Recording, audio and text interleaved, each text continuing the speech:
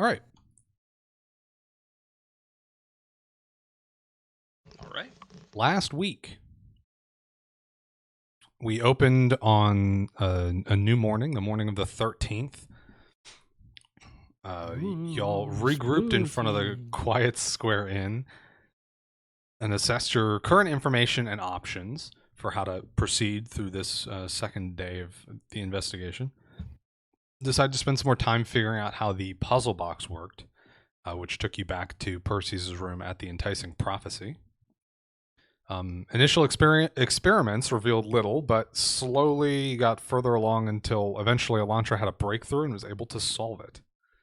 Meanwhile, Percy and Zell were heading back to the central post to give Captain Zemnos an update and get some documentation that would let you access Akundili's room in a more legal fashion. Once you got back into room G, where Akundili is, Elantra attempted to detect his thoughts and found that they were not in his body, but in fact in the orb instead. Before the spell expired, however, they were able to send a message to the consciousness that was being sensed within the orb and got a response back. With some direction from Akundili, Elantra used one of the spell scrolls that was in his spellbinder in order to create a portal into the mindscape so that y'all could enter. Once inside, you quickly found Akundili, who was just sort of wandering around the city, and tried to get him back through the portal before it closed, but unfortunately he was not able to interact with it in any way, even if he cast it himself. So took a little bit more time to speak with him before leaving. Got some confirmations of some of your prior suspicions, that he was a victim in the situation and not a mastermind of it. And also, you've learned that a lot of the instances of images appearing in the city lined up with when Akundili was at those places. After one more discussion with Captain Zemnos back at the central post, you made your way to the Blue Bowl, where you were going to confront Jard Trunkblock about his involvement in the whole thing. You met an underground city guard there.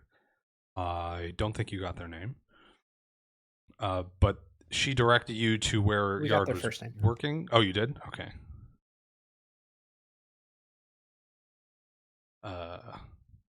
Rena, right? Rena the Homie, I think, was the full name you gave.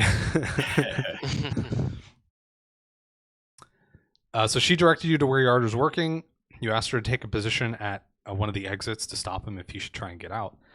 Elantra donned a magical disguise, not wanting Jard to recognize them because he had seen you before.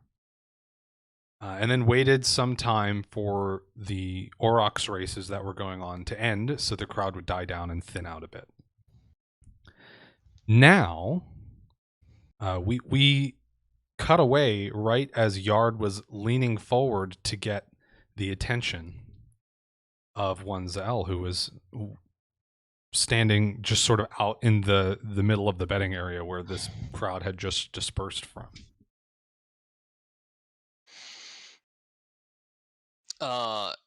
And with me being kind of in the crowd or whatever, how close am I to the bar at this point?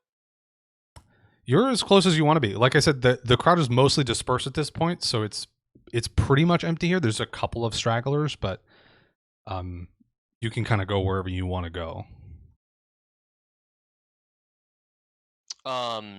So if you wanted to be like right up at the window. Well, I mean, I was imagining not being like kind of in the crowd, but not right up against the bar or anything like that. But whereas the crowd thins out, and if Trunkblock is said, "Hey, you toward my direction," correct? Yeah. So he leans forward and is just, "Sir, can I help you?" You want to lead the charge on this one, or should I? Sure, you can help me. Zell will approach casually, just being amenable, and say, "Yes, you can help me." And then once I'm standing across the other bar, I will reach out and try to grab him. Okay. I think you could just give me like a strength check for that. Actually, give me a combat maneuver. Okay. We've got a thing for this. Do. Lucha.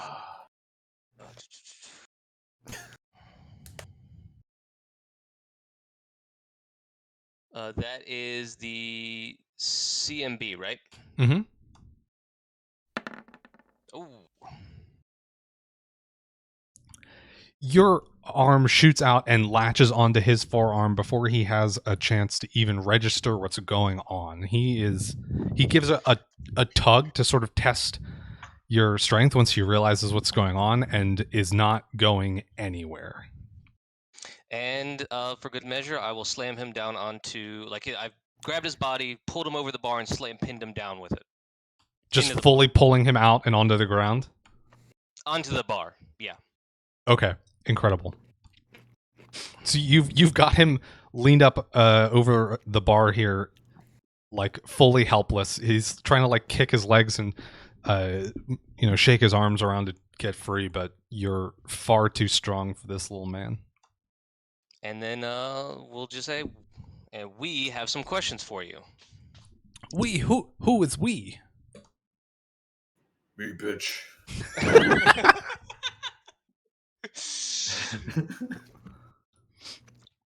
I mean, pretty much at this point. I mean, I'll nod in Percy's and Alach's direction, saying, "I mean, got him." I'm still disguised as a human woman at this point, right? For like 5 more minutes or something. Yeah, you had about 5 minutes left. Great. As all this is going down, the other 2 people that were working in this betting area, they just sort of look at each other and look at Yard and then just like back away. Like they do not want to get involved in whatever this is. They don't like Yard enough for that. Wise choice.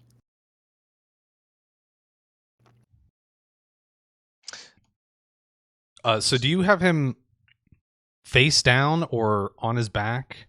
Kind of chest down, like his head's off to the side type of thing. I mean, obviously he's not suffocating or whatever. Okay, just perfect.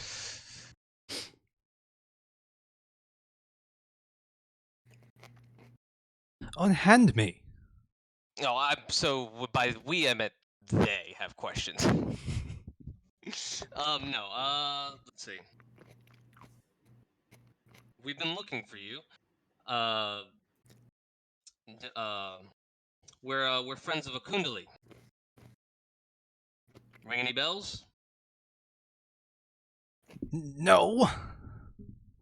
Can I make a sense motive check? Sure. Oh, I didn't know my character sheet. That's what I didn't do. That's what took me a second to get the combat maneuver roll too.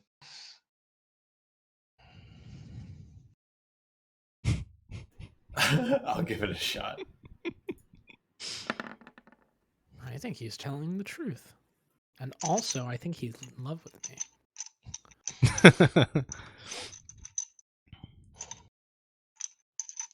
I yeah. missed the obvious joke. He's my dad. Oh, of course. Yeah, Elantra, obviously you don't really get anything from him, but Percy's he certainly seems to be hiding something from you. He's full of crap. It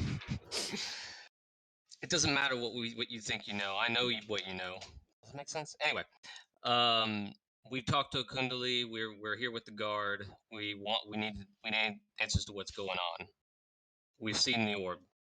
Maybe a familiar face will jog your memory. And I walk up and I imagine I'm like 5-6 steps away. And as I walk closer, at the midpoint between where I started and where I get to him, the disguised self, I drop it and return back to my previous form. Oh yeah, you as you walk from left of Zell to right of Zell or something is when the transition happens. Were we shooting this on camera? Excellent. I dig it. When they make Legends of Vox Machina style Legends of the Secrets of the Jade Oath, they'll know how to do that shot. Yeah. As soon as he sees you in your normal form, he struggles significantly less. The little like grunts of him trying to break free sort of stop, and he relaxes a little bit more.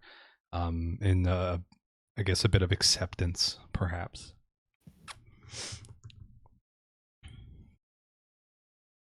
Can we at least do this somewhere more private? I can't have people seeing me getting shaken down.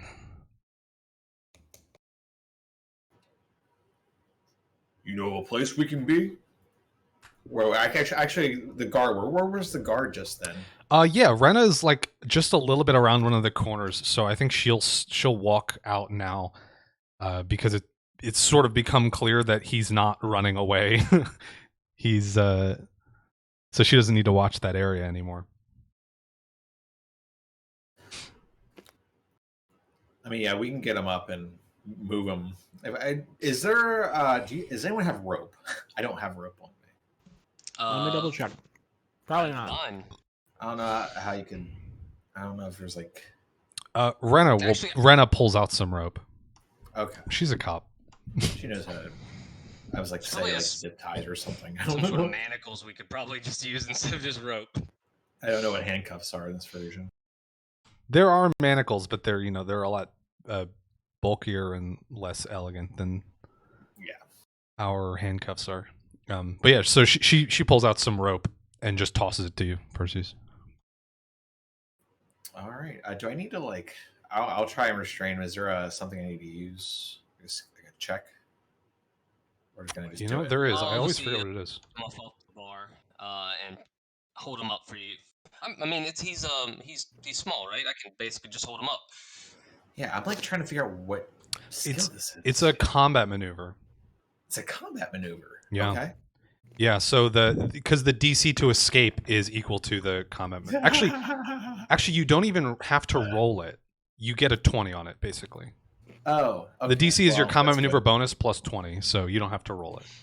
Okay, that's good. I guess the assumption being you have enough time to tie them up properly. If you're able to tie them up at all, you can do it right. I can just punch him in the kidneys.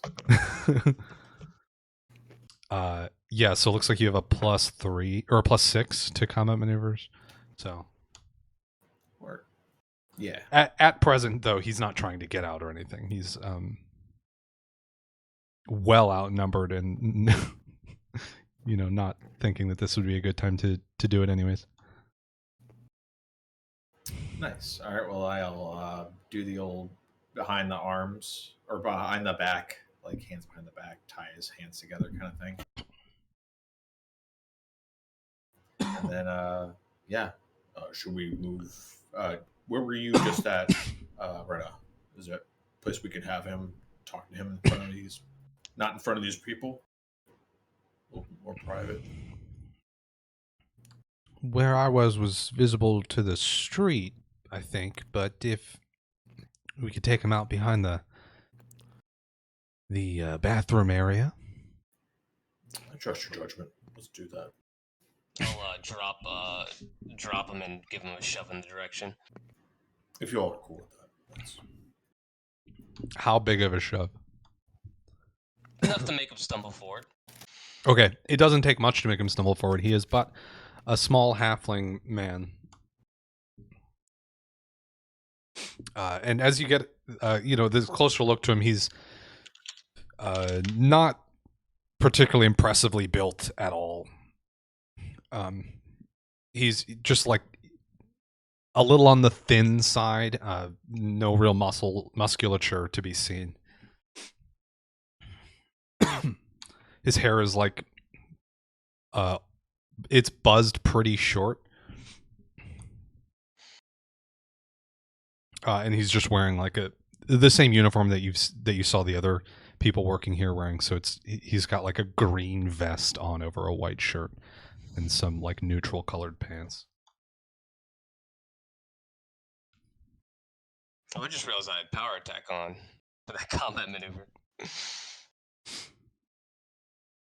Didn't hate this guy. I actually don't even know what it does to your. It Combat minus maneuvers. 2. Oh, It didn't affect me in the long run. you would have to roll spectacularly low to have not succeeded at that. So, yeah. So you give him this shove, and he stumbles forward, drops down to one knee, but is able to get himself back up. Looks back at you with a bit of disgust, and Does he continues have anything, forward. Anything magical on his person? No, not that you Great. can see. There's also no visible weaponry. Like he doesn't have like a sword in a sheath, or like a dagger in his boot, or anything that you can tell. Cool. You get back behind the bathroom area, and it seems pretty private. This is where you talked to Rena earlier. So it was good enough for that conversation at the very least. It's sort of like between the back of the stands and the bathrooms. So you've those little outhouse bathrooms. So you've got some space and also cover on two sides. What do you want? Well, Should I? what do you know about this? And I pull out the puzzle box. And I want to watch him very closely for his reaction to that. Like if there's any glint of recognition in his eyes, or like a, oh shit, they got me, or anything like that. Give me a sense motive. Come on, better than last time. Hell yeah. Yeah, there's pretty immediate recognition in his eyes when he sees this. He looks away pretty quickly after he sees it and just tries to focus on you. Mm-hmm. I don't know what that is. Well, that's okay. a lie. Yeah, and it's a clear lie. Just tell me when to summon the monkeys if I need to give them the monkeys. We can wait with the monkeys. The monkeys. Oh, you don't want to see the monkeys. You'll return the monkey, we'll just say. Please, this is just a misunderstanding. Oh? Well, then explain, please. I don't know who this person you're talking about is. I don't know what this puzzle box you show me is. I don't. Well, you've identified it as a puzzle box, so you know what it is. Well, it's clearly a puzzle box. Anyone could tell that it's a puzzle box. Right. What the hell? Did you know what this box was before I explained it to you? I don't think so. Excellent. Couldn't recognize something like that.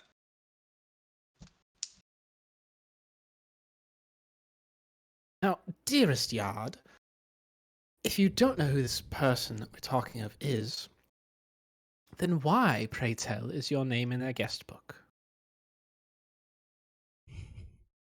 A guest book? I don't. Oh, where? What? Why don't you tell me? Where was the last place you saw this puzzle box? Like I said, I've never seen it before. Don't lie. You're only making things worse for yourself. How could it be worse? I mean, we haven't even shown you the monkeys yet. I don't know what that means. It sounds like a euphemism. You wish it was.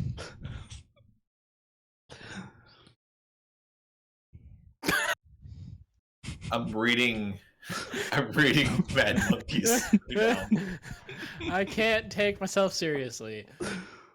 Okay. Got the giggles out. I I'm trying to think about the way to do this. Do you remember the last time we met before today? I've never seen you before in my life. Second lie. Come on, friends. You're really not catching on. Does the name Callum Crane ring any bells? Shh! Keep your voice down. Ah. You see now how things could get worse for you. Fine, what do you want to know? The box, Well- I delivered it to someone. What? That is it. Mm-hmm. For whom? And to whom? I delivered it to a crystalline man. A Crizid.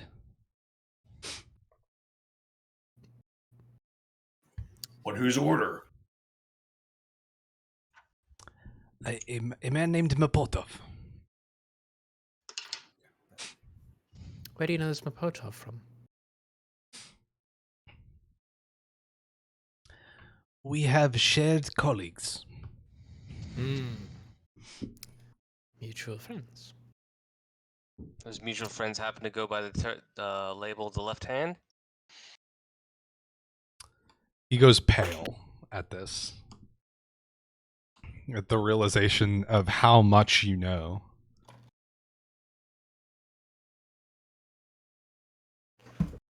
Please, just... I want to go up and rebutton one of the buttons on his vest that had come undone in the struggle and be like, "You Okay. really are getting sloppy."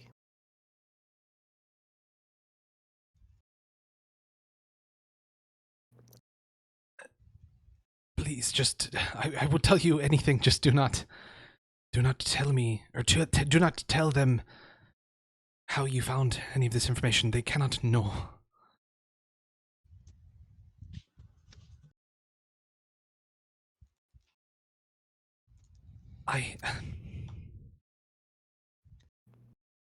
It was a test.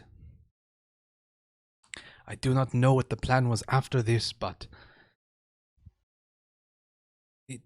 the puzzle box, it was a test. The Crizid was just a tool. A convenient one. A test of what? The images about the city, that's why you're here, isn't it? We needed to know if the Order could track it, if what they would be able to interact with, what could be accomplished with them. Why? What are you trying to do? Like I said, I do not know. It was not my project. All I did was deliver the box. Mm-hmm. Where is Mapotov? Far away.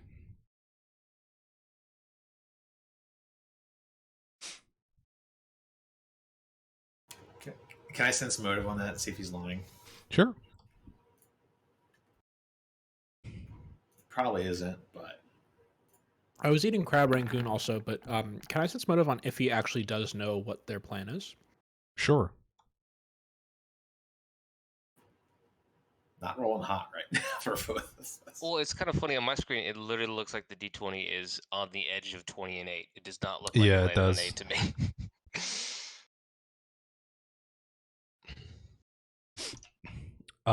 Percy's, he's not lying about Mapotov being far away.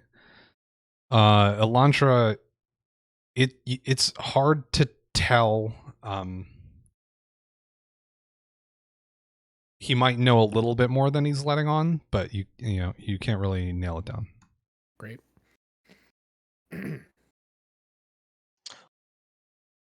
Where'd the orb come from? I do not know how they get the orbs. This one Mapotov was responsible for. He put it into the box with the lens, and I just needed to deliver it. Orb, so you have more? He put it in the box with the lens. The orb. So Yes, there are more, but I do not know how many. They are spread all over.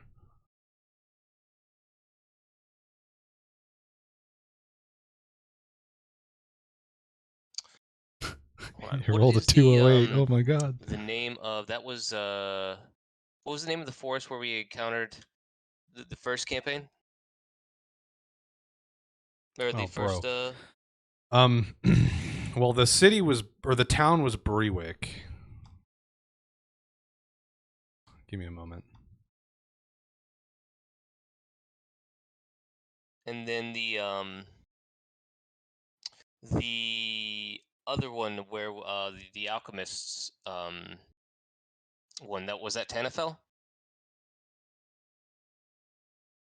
No, that was Lindor. Tanafel! Yeah, the alchemist place was in Lindoreg. The Colber Wood was wait, no, not the Colber Wood.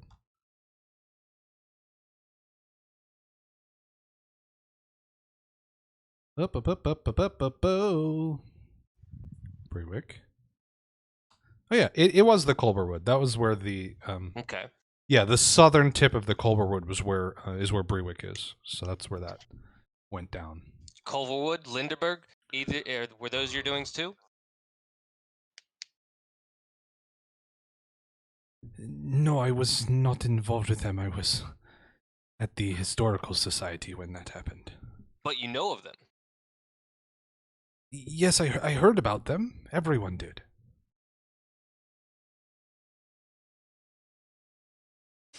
Renna, you belong to the group of everyone. Do you have any idea what he's talking about? No. Yeah, thought so. Right, when I say everyone, of course I don't mean everyone. I mean every Harkener, all of us. Aha! Out of character, Harkener, is that another term for the lieutenant we know of, or have we not heard that You have before? not heard this term before. Harkener? What are you talking about? Tell us, what is it? I'm sorry, let me rephrase that. So, what, Harkener, explain. How'd they know her? It is what we are called, the members of the left hand of the serpent. Well, it is what us underlings are called, I suppose. The lower members. Now, just because you're a halfling doesn't mean you have to call yourself a lower member. He gives you like a I don't know how to describe it. Like a mocking sort of laugh smile thing. Do you know what I mean? Like the look that my friend who's I yell, who's "Laugh!" Alyssa gives every time that someone makes a joke about the Amazon product. Maybe. That face. I'm assuming it's that face. The face you make when someone does a pun? Yeah, I guess it's something like that. I think I know the face you're talking about. I can picture it very clearly, but I have genuinely no idea how to describe it.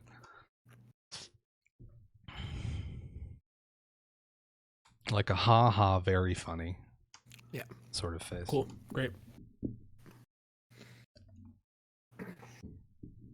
We report to the high attendants, who report to the prime observer. Those two terms you have heard before, Elantra, or rather you have read them. When you were doing some research into the left hand after the mausoleum incident, you found those titles sort of mentioned in some correspondence that was intercepted around Lindoreg. Cool.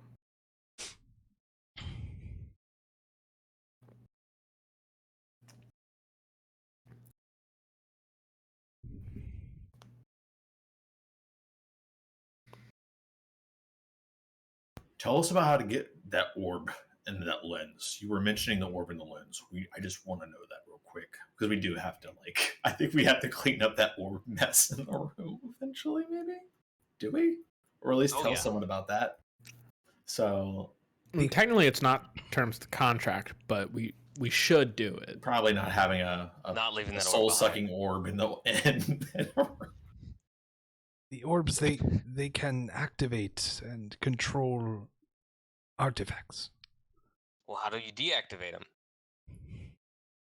It depends on the orb and how the orb was activated, but The orb that was in the end. this one, the plan was Mapotov would go back into the core and get Akundili out and convince him that it was all just an accident. I don't know specifically how I knew he had to do it from inside, though. What about when? When was he supposed to do this? I was to report the status of the experiment, and in fact, I already have. That is why he is far away. Far away? Your How's he presence supposed here to has get not gone Akundili out? unnoticed. And what about Akundili? Were you still planning on getting him out? As I said before, he was but a tool. If the tool breaks, it is of no big worry. Well, I see you as a tool right now. Would it deactivate if I smash your face against it repeatedly? No! I can promise you that much it would not, please. I do my best now to prove myself a useful tool at the very least.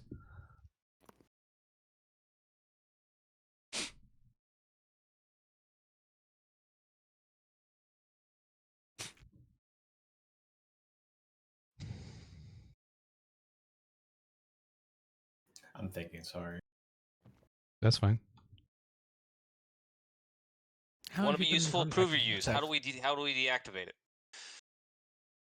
Like I said, I do not know precisely how. I just know that Mapotov would have to go into the orb in order to do it.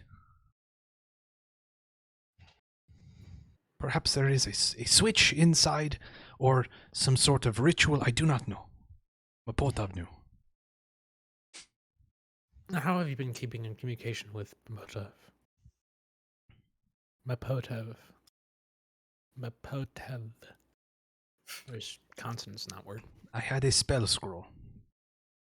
Mm. Or I had a wand. He could not use a spell scroll.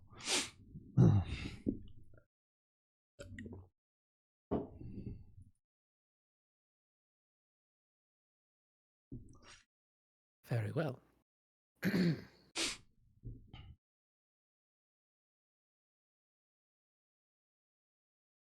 Please, I will do whatever you need of me. I simply do not turn me in.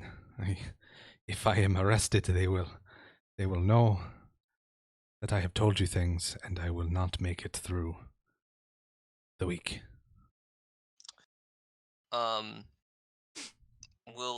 What's the guard's name? Again? Rena. Rena. We'll push him over to Rena a little bit to hold on to him for a second, and a gesture for the Elantris and Perseus to just kind of have an aside so we can discuss this. Assuming we didn't have any more questions for him right at this moment. I mean, we could also just keep asking Can them. always No. come back and ask him more. Yeah. So. She, as you like shove him over to her, she catches him and promptly sits him down on the ground. Just like pushes his shoulders down to get him to sit in the dirt.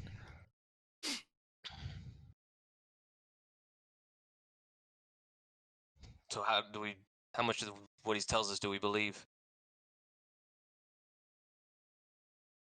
There's a number of things that he knows more than he lets on.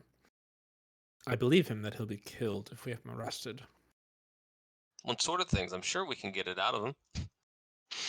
Maybe and Zell making a bit of a forceful motion. Maybe punching his palm.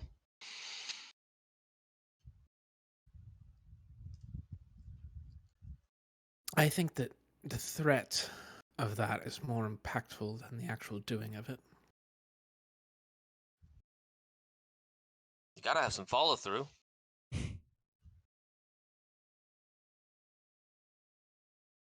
I really want them to summon the monkeys. That will make me very happy if it Am I happens. punching somebody? Sure. Yeah, roll an attack. All welcome. Probably just step on his leg with how heavy How I do am. we feel about bringing him back to Cadwell with us? I was actually thinking something along those lines too. I was thinking that too, and I hadn't thought of it as, before this. as a prisoner of sorts. Uh-huh. Yeah. Sure. Witness protection program this guy so we can use him as an informant. I feel like more just prisoner protection would be more suitable. Yeah. I don't want to set him up in a. Fair. But get him so that he won't be killed in jail here, and we can use him for information. Yeah, agreed. But that doesn't solve getting Akundili out. A new friend? Friend is I maybe a strong word for it. I genuinely believe that he doesn't know that. Okay. If he's not a magic user, which he wouldn't be by having a wand and not a spell scroll, then he probably doesn't know enough about the magic to get Akundili out. But we can probably... I don't know if we have another I've had to play bad chance cop. at Going back in. entering the mindscape, Yard is unless we can get uses Akundili he, to him cast the spell pronouns. for us. Well, you were able to. I was able to use the scroll, but scrolls are Well, no. one-time But you were use. able to talk to him before. Oh and yeah, he's- yeah. So so I yeah. So that's kind of our hope, is that I can get him to cast to build another portal for us to get in, and then we can help him find the way out. Well, yeah, it sounds like. I mean, it's not just to get him out, but to also end this whole thing. Because I mean, you want Yes. to talk about our contract? We gotta. I guess we were supposed to just find out, not fix it. But Fix it was implied. yeah. So I mean. And the also, contract. quick note: there were duplicates of some of the scrolls in that scroll binder. Oh hell yeah! How many counting the gold?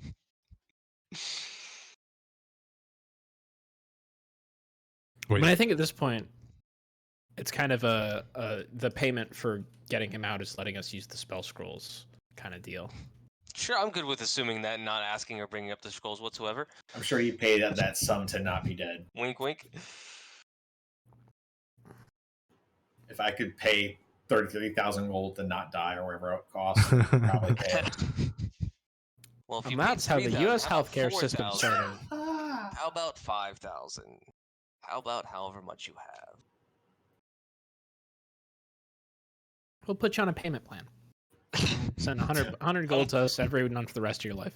How much you have plus how much you'll have in 10 or in 30 days. So that seems like a reasonable plan. Mm-hmm. What do we do in the meantime with Yard? Because I don't think that we can. Also, at some point in this conversation, I'm going to cast a message to Yard and just be like, "Don't think we're not watching," just to freak him out a little bit. Whichever of you, I'm assuming you're like huddled up, but whichever of you is facing Yard's direction would see him like twist his head around frantically right after this happens, looking for the source. Imagine like a football huddle, and then Yeah. Zael pokes his head up out of the little mound and growls at him. Or I eyes like the him. idea of a football huddle with both of you behemoths and then Yeah. me, but like We're very making a slim. tent for you, and you're just kind of. It's very full on two sides, and there's just a big gap, this thin little rail of an elf on the other side.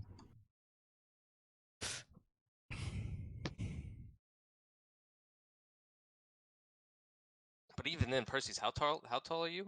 He's huge. It's like 7'6" I or mean- something. Yeah, so you're like towering over Zael as well. Yeah, I'm 7'6", 380. So we just have like a little. It's like a wavy. Like I'm I think I He's actually pretty rolled tall. those. at 6 foot and 152, but Okay, then I mean, okay. So I mean, so Zael and Lodge are I'm gonna be very the same thin. height.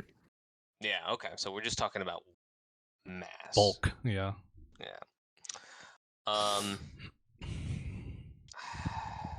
I mean, we can have Rena bring Rena and him to the orb and have Rena watch him as we're doing the. Or we could leave him with the guard in a holding cell. As long as we're not worried about something happening to him now that him being locked up and processed or whatever. I don't know how fast they'll be able to act on it if we can get him out. Yeah, by but best case scenario is we don't let them know that we have him, unless we do Fair. want them to know we have him. So I mean, it'd be easy to explain it to Rena and or it'd be easier to get Rena to keep quiet on it than try to get the whole guard to keep quiet on it.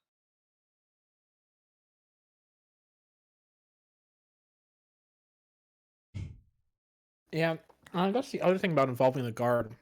Is that Captain Zemnos wants a fall guy. Mm-hmm.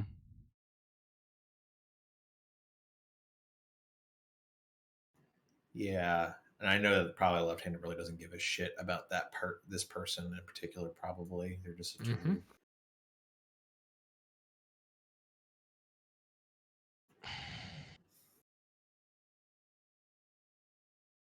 I mean, do we dare bring him into the orb with us? No. Okay. That doesn't sound like a good idea either. Just wanted to make sure. Well, I don't know. I mean, once he's in there with I us, don't it's want them helpless or to never have get out. Yard arrested because I want to write up. I mean, how he me and dies. her could watch him while you two do it because in character Percy's would like to do that. But Yeah, like, that makes sense. Well, we have no idea what we're going to encounter in there. are you gonna? Yeah, I don't know if it's gonna be a fight kind of thing in the mirror world. Those NPCs didn't look too friendly. Yeah, it did have some real vibey vibes.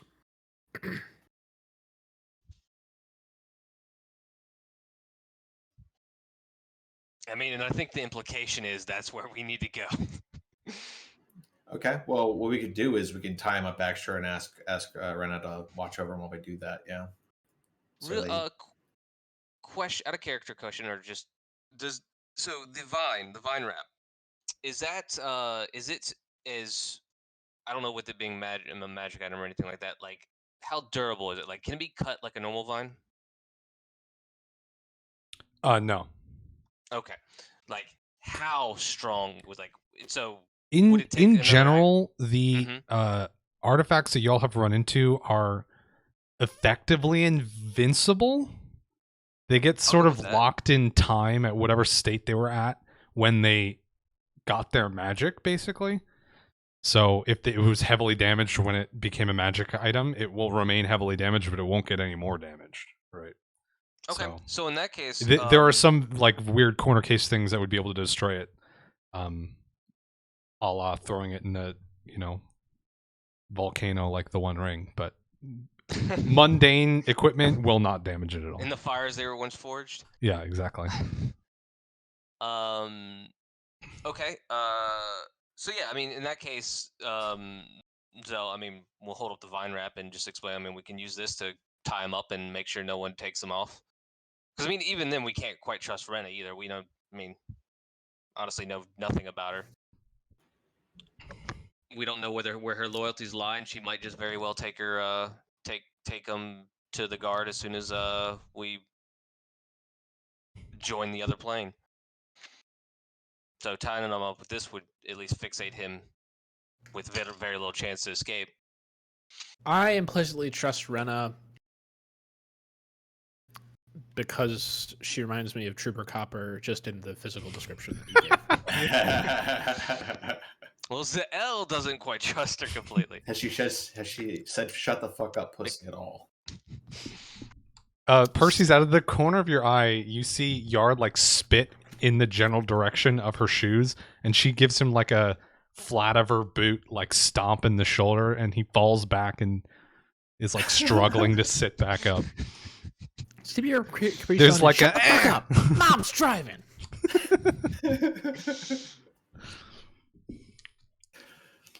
Deserved.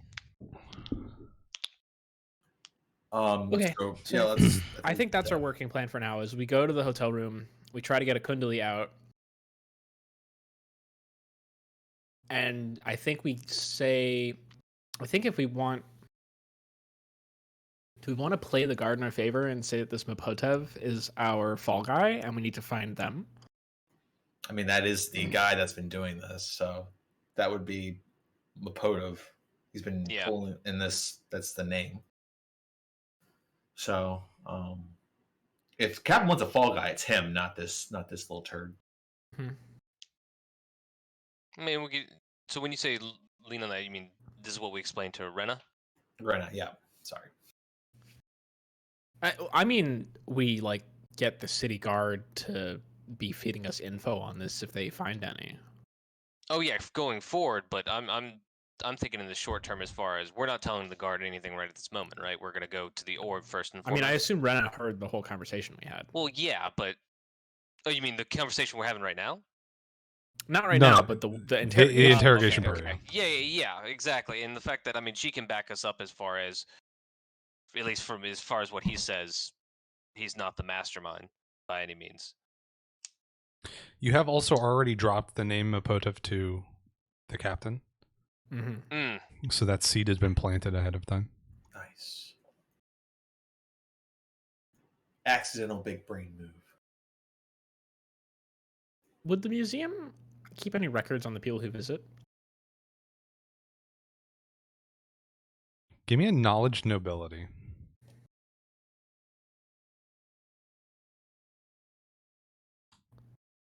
No. Okay. The upper crust operates just sort of on more trust of your reputation, and otherwise they keep things pretty anonymous, so there wouldn't be much record keeping going on. Even if of like monetary donations and stuff, it would all be mostly off the books.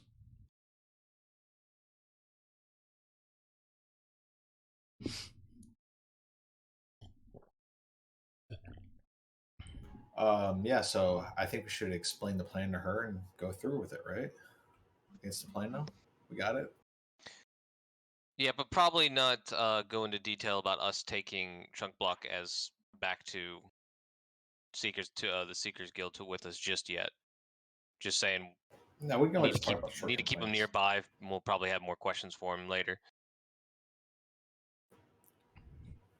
They did actually get Okay, Yard's name out of a so, guest book already, we are so planning to, I think that's why terrorize it's on that the orb. We brain need to as a clean that up potential tomorrow. source of clues. So we need to make sure this little turd makes sure he helps us get rid of this orb. So if we're gonna hold him at the end, right? That's what we're planning to do. Yeah, I think so. And then we need to try and help our crystalline friend over here get out of this dimension or whatever it is. Whatever scary portal that thing was, I didn't like it. But, The scary door. spooky door.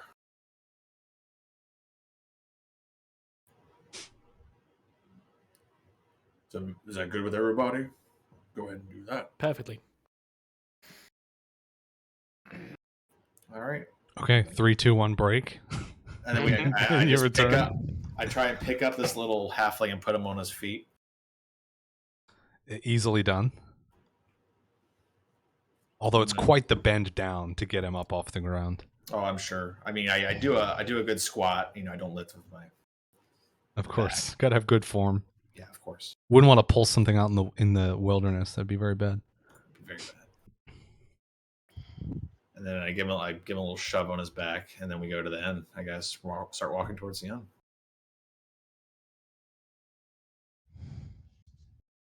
As you head that way,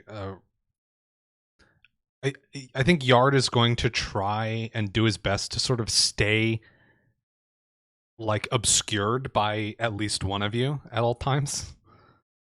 So he's not going to let himself get like too far ahead or anything like that. He's going to try and stay pretty close so that hopefully people don't see him. And Rena is going to ask some probing questions just to get an idea of the plan. Yeah. So essentially you're going back to the inn. You're gonna tie up Yard there and have her watch him, right? Mm-hmm. While Yes. y'all go into the orb. Yes. Which are you gonna tie him up in Akundili's room or Percy's room? Well, I have a thought on that. And as far as before we decide upon that, so as we're walking over, I mean, we've gotten plenty of glimpse of him and all that sort of stuff, and we know he's involved in at least some things. And remind me, in the previous missions, what did he do exactly? Did he fight at any point or anything like that? No. No. Okay. All Does it look he like- was actually seen doing was he was ordered to go into town and pick something up, which he presumably did, and administered to Elantra and Krakus, who were unconscious at the time. So they didn't see much of him. Okay. Does it look actually before? And I'm surprised I never thought about this before. I would assume much earlier on we would have patted him down for weapons.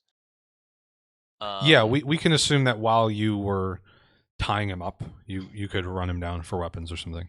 Okay. Did he look like did he have any weapons? He did not. Okay. And then I guess the last question: does it look like is there any indication that he can handle himself in any way? Give me a perception or sense. Yeah, probably perception, I guess. Okay. No, he's a talker Okay. and not much else. Okay. A talker and maybe a thinker. Straight, but, you know. straight to then. Yeah, forget it. He is like he's a little guy, and he's not. He might be kind of quick, but he's definitely not going to like fight anyone. Okay. So yeah, I mean, I would assume in Akundili's room where we were at, when we go through the door, our whole bodies go with us, right? Or are we leaving a body behind? Because it was a doorway we walked through. You did actually find this out last time because Perseus went through, and like hung around before you two left. Yeah, so Percy yeah, would have seen like limp bodies. Yeah, your bodies fully go through. You don't leave. Okay. You don't leave like a catatonic state person behind, like has happened to Akundili. Yeah, so we don't have to worry about him being left alone in a room. Not left alone, but him being in a room with basically our like defenseless limp bodies or anything like Right. that. Yeah. Although he would I be would- in a room with the Akundili's defenseless body, but Rena would be there, And he's, I mean, and presumably he will continue to be tied up. I've yeah. knocked on that Chrysalis a little bit. I know how tough he is. You don't need to answer this now, but I will after if this is actually important. I wonder what would happen if we threw Kundali's body through the portal. I don't know what would happen. Oh, interesting. I don't want to do it because it might have bad results. I was just like, but I'm Oh my god, curious. what would happen? I'm expecting a paradox that leads to the heat death of the universe. Yeah, it's the black hole. Do you ever say that in character? No, Sal's not nearly smart enough to say that. No, not your part. Like the suggestion of throwing his body through a portal. Oh, gotcha. Because if somebody else has the idea, I want to roll Arcana on that. Uh, I mean, We'll do it after yeah. session. Yeah. well, I mean, you could definitely say that in character as far as when we're walking over there. Like you want. You've you got know- time. I'll just offhand mention. It's like, what would happen if we threw a Kundali's body through the portal? And how does that portal work? Oh, cast the spell once. I have a fairly limited understanding, but can I push the button, Dolph? Yeah, you can roll Arcana on that. That's a pretty shit roll. You're pretty confident that it wouldn't result in any sort of like world-ending paradox, but beyond that, you do not know what would happen. I'm not sure. Sahel, I can tell you're thinking it might end the world, but it wouldn't do that. I can assure you. Okay. So it might kill. I wouldn't do it, but you know. As y'all mention portals and stuff, you get a series of like worried, quizzical looks from Rena, who has no fucking idea what's going on. As far as where we were gonna tie him up, I would assume I would assume in the room with Akundili, just like Yeah, I in the want all different of us corner. in the same space. Is like if that doesn't work for whatever reason, we could have like a rip cord, like have a fucking rope go through the portal and in the other room and pull it. But no, that's way too much work. So You have had a bed sheet through the portal before, right? I So have But Yeah. the issue is that like we're limited to then like just halfway down the around. stairs in the hotel, Yeah, and we can't go any further till the ripcord becomes useless. that's true. Now I know you asked earlier if we had rope and I didn't say anything, but I have a lot of rope. That's good to know, just in case. But yeah, so yeah, I'm cool with just everybody in the same room. There's a chair in there, at least, right? A couple chairs. there's a chair, there's a bed, there's a desk. All right, I'll get the Is chair from my room, but there's only one chair. Is there like anything in the room that's fixated with the room that sticks out, like to tie him up against? Not something like a chair. Just any features of the room itself. Maybe like the window frame. Okay. You could maybe. I mean, actually, I'm gonna say no, the I mean, window in this room doesn't open, but you could smash the glass and tie it on the frame, like in the middle of the frame, if you wanted to. I think the bed would be enough. He's not a big dude. I honestly think the chair would be enough because he wants to stay hidden from us. And I think even if they find out he got caught and got away, they'd be like, well, what the fuck did you tell him? You're dead. You're a fucking dead man. Still don't want to take the chance of his little legs reaching the ground and I don't know, just Rena keeping an eye on for off in 1 second. Fair. Well, while he doesn't want to, I mean, unless he's assuming at this point we can protect him, he might just want to disappear completely. Or at least do his best effort to. Because he doesn't know we're not going to turn him in at this point, right? I mean, we didn't share anything with him or Rena that we're gonna. Right. He doesn't know what's gonna happen after y'all take him to this hotel room. Yeah.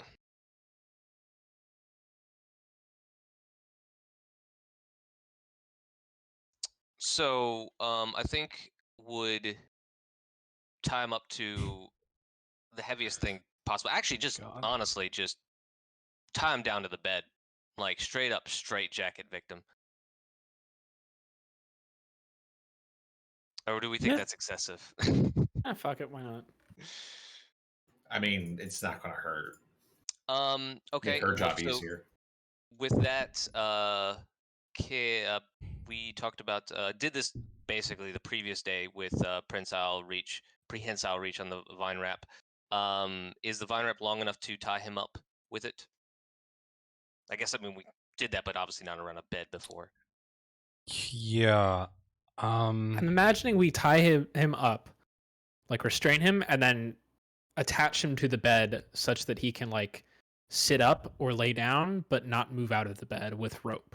Like the vine wrap is restraining him, and the rope is keeping him on the bed.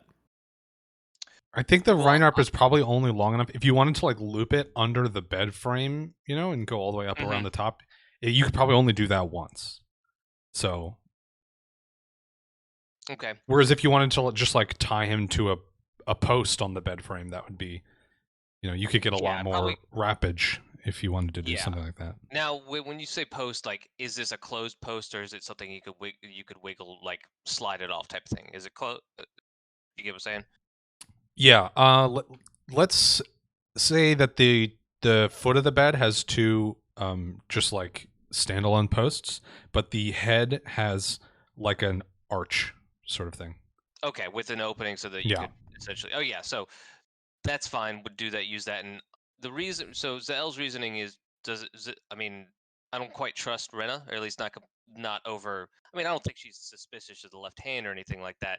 But I don't know where her loyalties lie between us. I am planning to give her 30 gold, by the way, just for her troubles before we enter the portal. So just want to use the vine wrap to secure him, and with a solid guarantee that no one but us is going to be able to untie him.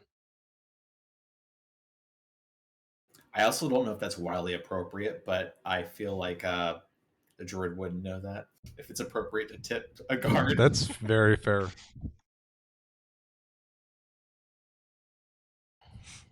All right, so you get to the enticing prophecy, this place that has become a recurring location for y'all here.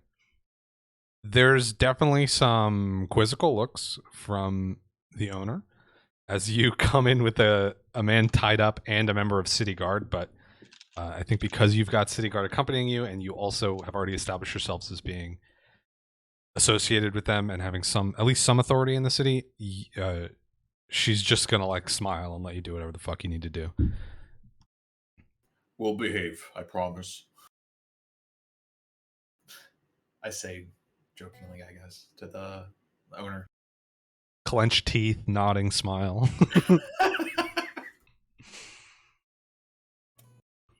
You make your way up to the 3rd floor and to room G, where you have the key to Akundili's room, and as you open it, you find it exactly as you left it. So this is what we're dealing with right now. Just let you know. Right. Here is hopefully this isn't out of pocket, but here's 30 gold for your troubles. Just so you don't feel like you're not getting compensated for this work. Give me a diplomacy check. Giving you a diplomacy check. That was average, I guess. Literally average. Alrighty then. She stuffs it in her pocket. All right. You're gonna go in that thing, or We kind of have to, unfortunately. So is there still a portal here? no? Great. I'm gonna try once again to cast message and see if Akundili can put a portal up for us, or if I need to use another spell scroll should there be one. Yeah, I'll just let you know, since you've worked this out. You are not going to be able to lock onto a creature to use as a target without detecting thoughts first. Great, can't do that. Gonna look for a spell scroll. There are 2 more of these spells in there. Okay.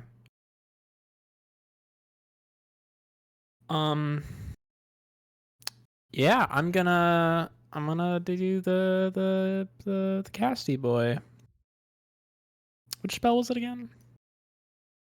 Mindscape Door. Mindscape Door.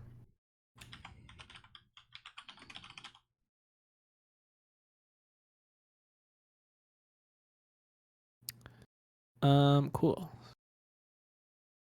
Caster level check. Easy. I've only rolled incredible on those. It's a good thing to roll well on.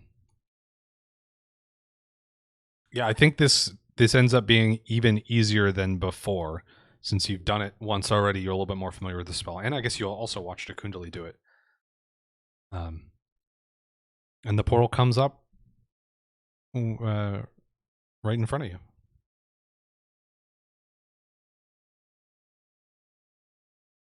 In we go. Whoa. This is the part I hate. That goes into the stone. So Akundili, pretty much this little turd put him in a mind prison, and we're trying to get him out. Rena's waving her hands in front of Akundili's face. Yeah, he's completely not there. So So just as confirmation, the vine wrap is what is used to secure Yard to the bed, yes? Unless there's any strong objections, yeah, that's what Zell would have done. no objections here. Okay, then just how you like how you did this before, it like slithers off your arm and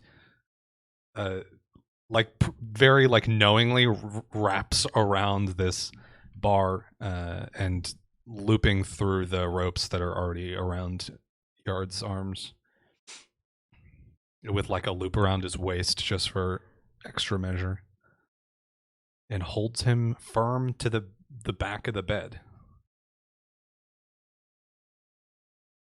Or I guess the head of the bed.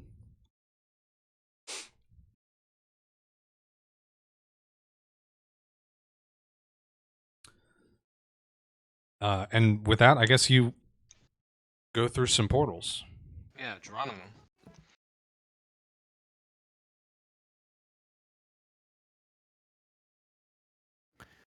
Well, actually, Geronimo wouldn't be a thing in this world. So, what would be the name of the person who jumped off something? And a Actually, popular phrase also was named after Geronimo. Funny enough. him. Okay. It's canon. Lock it. You could always do like a little invocation of a deity or something if you wanted to really root it in world, but I don't have anything ready for this specific scenario for you. I'm sorry. What's the dude's name? I mean, the goddess of luck is named Tatia. No, it's a real life thing, not a Mm, Baumgartner. that is a name. Felix Baumgartner. Oh, that's the guy that jumped out of space. Yeah, isn't he? Red Bull Man. Mm-hmm. Yeah. That was a cool stream.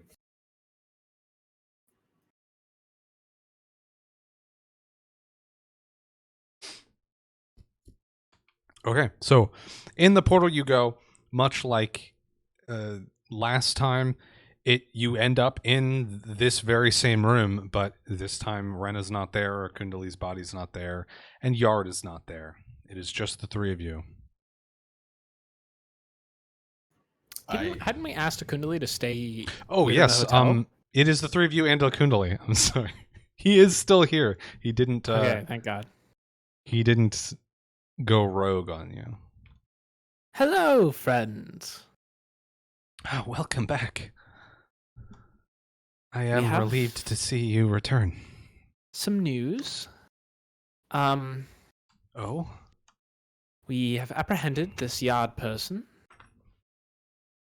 and found that the Mapotev person who originally gave you this trapped puzzle box was going to come back under guise that this was all some sort of accident and they were going to help you get out. We don't know the specifics of it. Unfortunately, Mapotev is no longer nearby. He's skipped town, as it were. But the way out is somewhere in the dreamscape.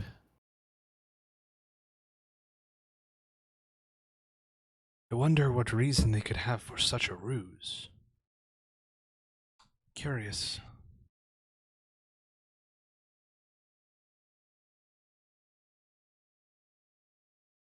Meat folk always scheming. Hey now, no need for that strong language. So Alright, that I'm gonna means that there's some sort of exit or deactivation mechanism within? Yes. Do you know where? No. But if it is here, that means that we can find it.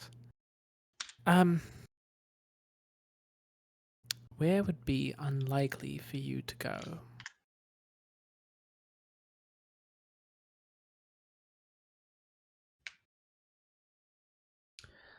Well, Question, I mostly went to and from the museum. Oh, that was the answer to the question. I have, in these last few hours, now that I know that this is a constructed landscape, had some success in asserting my own control over small aspects. Look.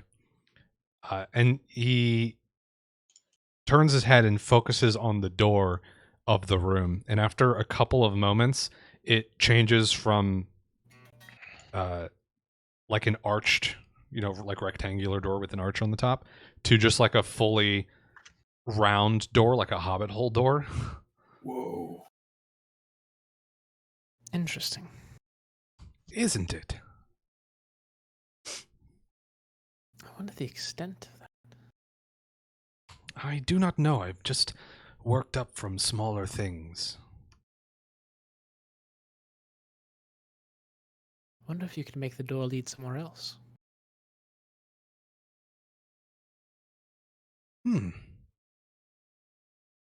Perhaps if I focus on the idea of an exit?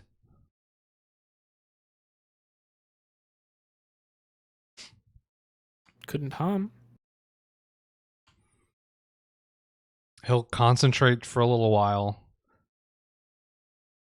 I don't think there's any sort of perceptible change, but after a few moments, try now.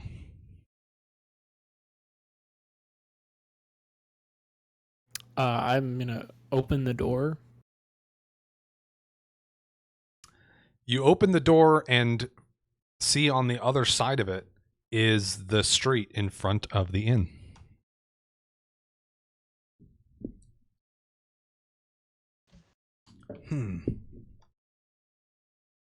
Close, I guess. Certainly closer.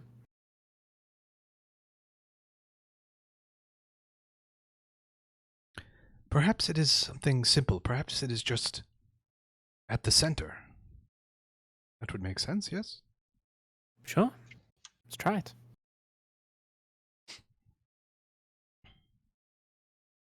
Close the door again. I do. This time he focuses for probably like 90 seconds, maybe 2 minutes. And then looks up and just like nods to you as a signal to try. I fumble for a second because I was distracted, and then I open the door. As you open the door, what you see is the side of a grand white building. It's got a huge rounded area, a second floor that's supported by these huge like ironwood frames. Some of it's like hanging out over other parts. There's a vast like oval section around or I guess more like spherical section around the back. And you would recognize this. You've probably seen glimpses of it as the Ivory Manor, the largest structure in the city, which sits at the center as the home of Tal Novam, the ruler / owner of the city.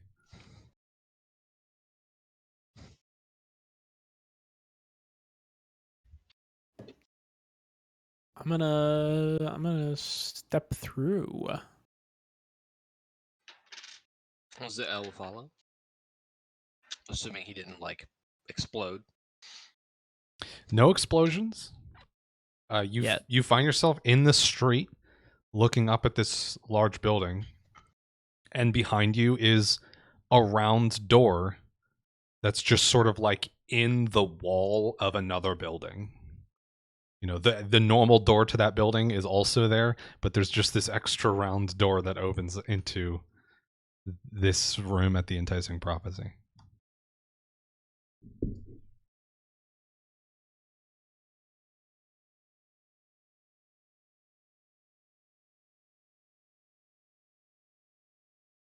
Shall we? Akundili motions to you, Perseus. We shall, I guess, huh? I hate this area. Gives me the heebie-jeebies. Oh, it's fascinating. You magic. You arcane casters. I swear. And then I just start walking out the door. I am no arcane caster. I use the power of the mind. Psychic spells. Okay, so you wouldn't wipe out my race of people. That's good to know. I would never. Fantastic. You were a noble peoples. I respect your race the same.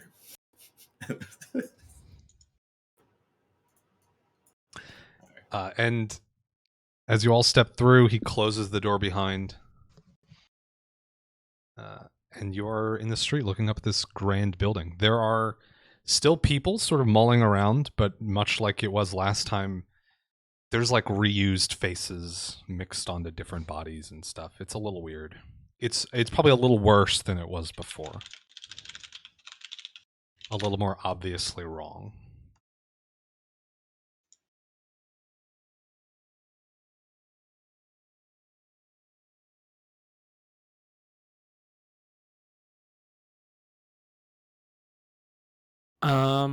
Can I just make a perception check for any obvious exits? Any big like exit sign portals?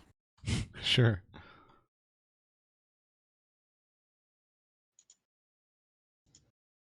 There are no, there's no like big off-ramp signs or flashing in case of fire, go this way sorts of things, but there is a grand entrance to this manor that's not too far away. Cool. I'm gonna head for that. My mic must have cut out there. What was that? I didn't actually hear what you said. You just not hear me describe the perception check? No, I heard that you said there is a, and then cut out. Oh, there's a grand entrance to this manor that's Okay. just a little ways away. Yeah, my mic cut out so perfectly, like it was between the spaces and words. It just the sentence didn't make sense. Expect violence on the VOD tomorrow. All right, good night, Welby. I'm not sure what happened there.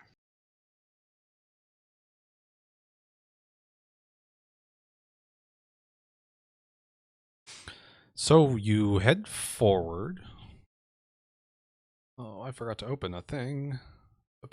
As we approach, I mean, well, never mind. He just did a perception. I mean, that was looking for a door. If you were trying to look for something else, you can also make a just perception kind of check. keeping an alert out for any sort of enemies or anything like that, or actually any other bodies. Period. Like, is there any other bodies walking around, specters, if we want to call them that? Yeah, there were people walking around, and they are, like I was saying, they're a little bit more obviously like mixed and matched than they were before. There's even in just this group of people wandering the streets, you see the same face like twice, but on different shaped bodies and stuff. They look like NFT apes. Not too far off. Less racist though. Not a high bar.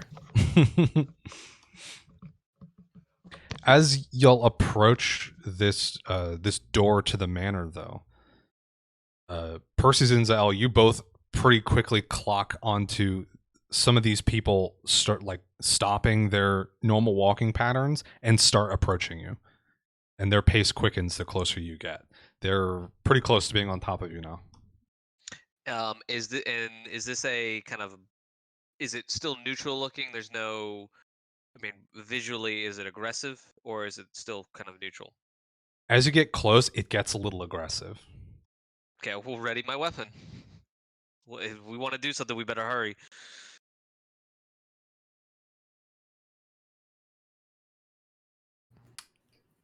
So, are y'all just gonna keep going forward? Yeah, I think so. I'm trying to check my land speed right now. Okay, so it is the same if I transform. No, I'll do that. I'm trying to think about if I would benefit of turning into a Wolverine right now and use their perception. It's better than mine. Your passive perception is quite good.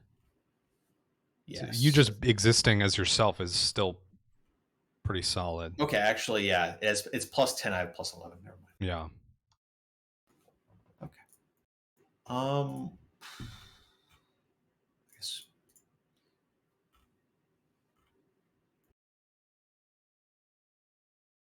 So are we here, and then we were just getting ready for combat? I'm sorry. You're approaching the door to the manor, and as you get closer, these I guess images of people have started to, just like Mr. Smith, walk towards you. They're sort of dropping the guise of being real people and aggressively approaching. They get faster and faster the closer you get to the door. Is there any windows on top of this manor? There are some big stained glass windows that get clearer to see now that you're coming around to the front door. Just these huge stained glass depictions of just like grand trees and shit, elf shit. I feel like we might need to take a way that the images can't get. Beautiful. Wild idea, guys.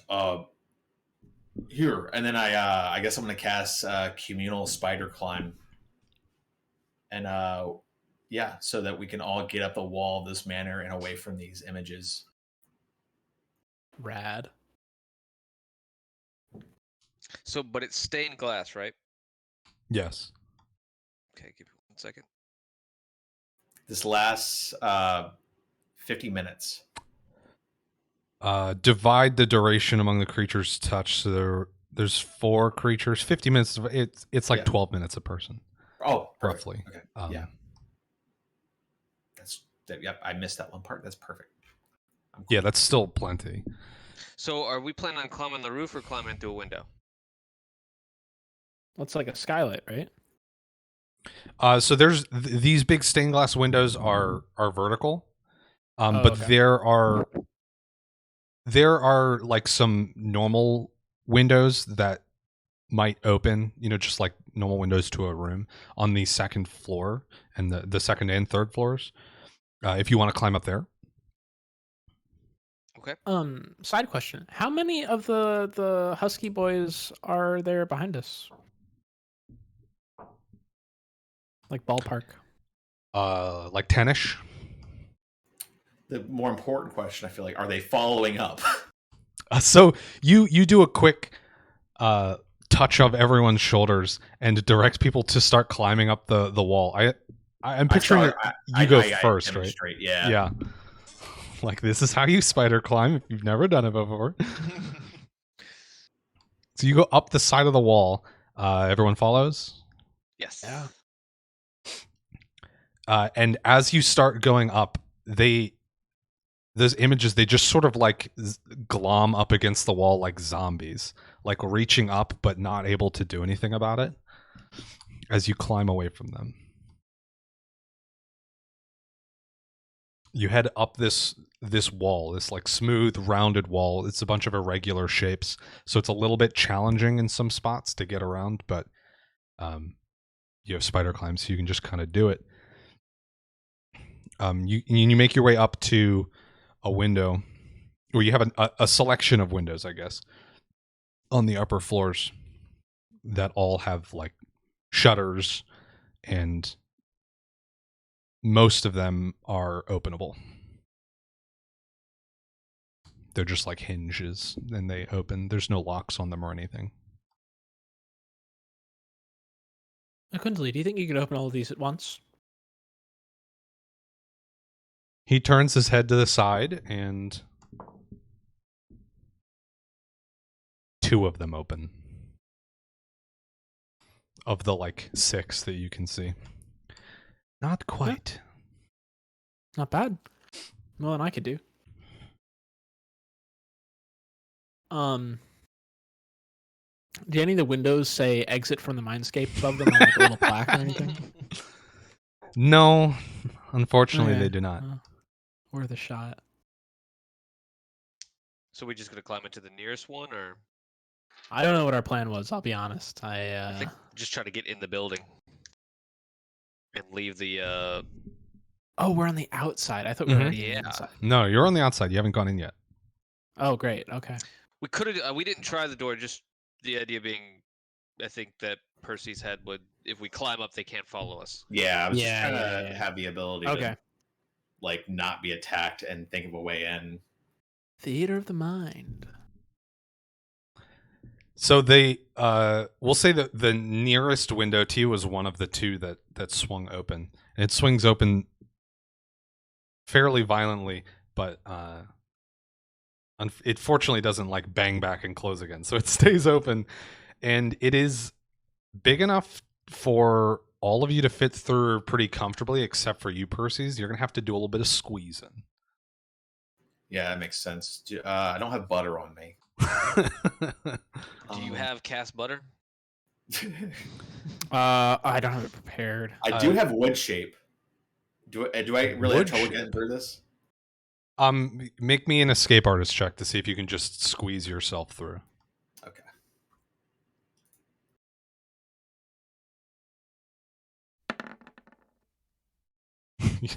Yeah, your head is through, but man, your shoulders are not. Oh, okay. So, is it wood? Is this like the outside wood? Yes, Okay. the window frame is wood.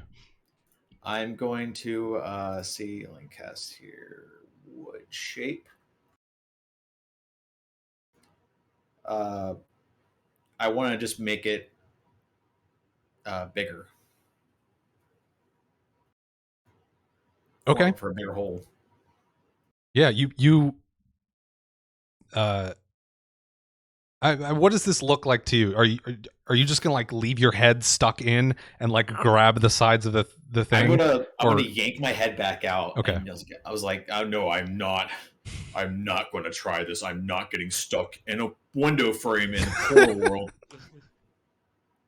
Hovered in the air. So yes, and then I start just trying to make it like a bigger version of the hole. Like if you said it was like a square window. Or is it like a square window? This one's it's like I guess it's arched. Okay. So so it'd probably be better to have it wider than it is. yeah, the width is the part that's challenging for you right now. So I just try and make it wider and keep it as tall as it is. You touch the wood and start guiding its new shape that you want it to take, and it sort of defying the logic that you would expect in the real world. It just sort of pushes the walls out of the way, the walls which are not made of wood. They just sort of give to whatever the shape you want this window to go to. So you're able to make it plenty big for you to just slide on through. All right, and then I climb my way in. As you all get to the inside of this building, it is completely empty. And I don't just mean that it's like a room that's empty. I mean this whole space is hollow. Like we no clipped. Yeah, it's like you go like you've gone into a building you're not supposed to be in a video game. But does it have a floor? There is a floor, Okay. but not on this level. The does floor it is have at ground texture? level. Is it? But you're on the wall, so Did they use the same texture? yes, everything in here is the same texture as the bright white walls on the outside. Okay. Oh, don't tell me this is some So I extra guess thing. we climb down. But we still have Yeah, we still spider got skills. spider climb. Yeah. Scurry down the wall. Okay, you scurry yourself down the wall, and as you reset yourself back to standing up straight and walking normally, you can kind of see out one of the stained glass windows the group of people begin to disperse outside that were, watching you climb up the wall. And inside, as you look across this vast empty space, at the center of this big lonesome interior is a glowing portal with two little pedestals on either side, or rather one on either side, two total. And on top of the pedestals are little blue glows. Is this familiar in any way? Any element of it? You can give me a knowledge arcana, I guess. Or knowledge planes, maybe?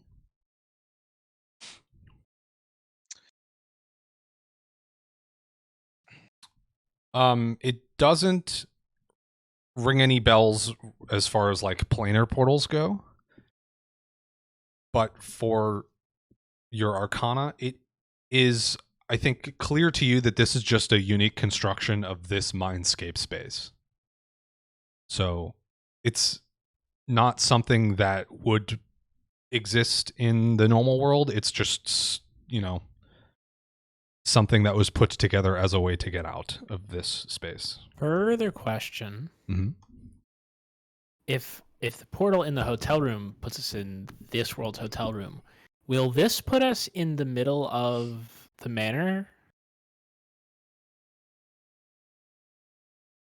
This would be exiting the mindscape. The mindscape is located. Does I guess Akundili that's see this? true. Yeah. Basically, you're right on it, Zell. With the 24, I think you just can figure this out. You're exiting the Okay, the sphere, exiting the orb. right. The orb is not the size of the city, so Yeah. it can't. Got it. Dope. Otherwise, we could Poggers. open up our own transportation business. You could put Celestial Finance out of business. Well, within the city. True. That is true, yes. We could be really good thieves. I think this is It's the like way water out, jumper. right? This looks like it should be a way out. Oh, you could see it? Oh, this thank is not God. stop. Yes, I can see this one. Well, I kind of want to jump through it again, but I'm not sure if that's something I would do. So, 'cause I don't know. So the it's exit like of this one. it's like 150 feet away at this point. I assume you'll approach. Yeah. Yes. This is I'm the this is last a one too, but vast yes. building, and it's just sort of sat in the middle of this emptiness. So you get closer to this portal, and it's like eerily silent in here. But once you get like 30 feet away, the stones leap up out of the pedestals and zoom off into the distance. A bubble of force forms around the portal.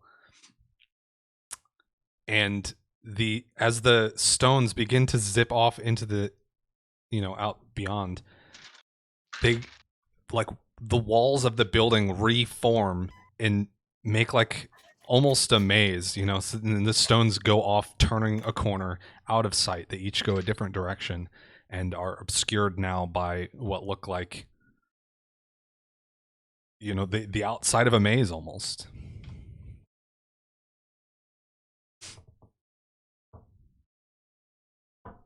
So we're in a maze right now? Fuck. You see sort of two entrances to like a hedge maze, but it's made out of these like bright white walls. But there's two up ahead of entrances. you. Yeah. And you saw the one stone go down each path. I start to walk up the wall.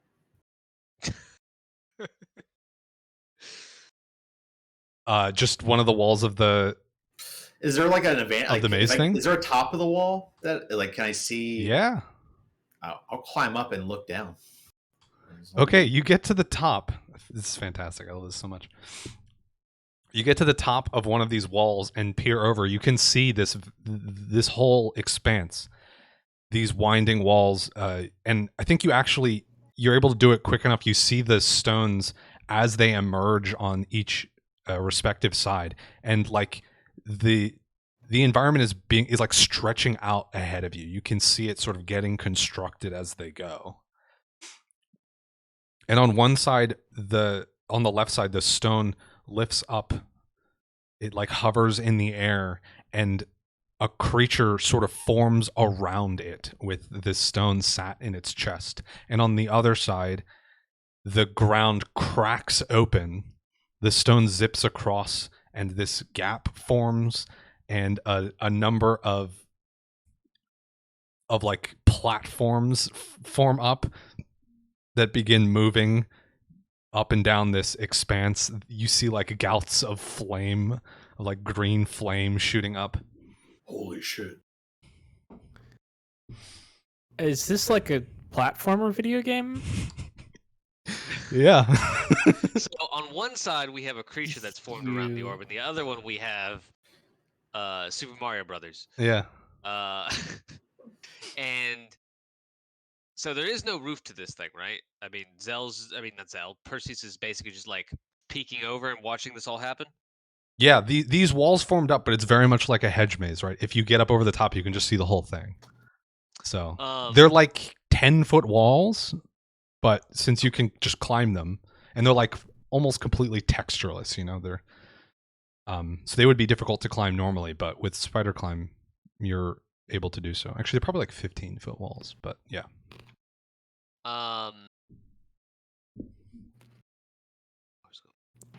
So the room is definitely the size of the room is definitely expanded with this, right?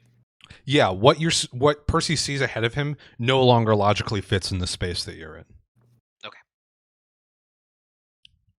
It was like very much stretching out ahead of you, like visibly being constructed out of nothingness. So I have an easy plan for me to get over if you guys had a problem of getting over there, but because I can just fly, I can just turn to a goose or an eagle. But I don't know if y'all want to do that. Should I prepare levitate today? No. But I have toppling spell, jutsu, magic missile. How much longer do we have on the spider climb? So it's 12 minutes per person, right? Well, it's 50 divided by 4, so Yeah, whatever 12 that is, minutes. 12 minutes. Yeah. So 12. I think you've got like 9 minutes left. Okay. So Zell will also climb up and join Percy's just to kind of get a peek at what's going on. I assume Percy just hanging up there. Well, I mean, yeah, I'm just saying holy shit and whatnot. You guys probably would follow me, hopefully, and see what was going on. Akundili's like examining this like protective bubble that formed up around the portal while y'all are climbing up the sides of this thing. What holy hell am I looking at?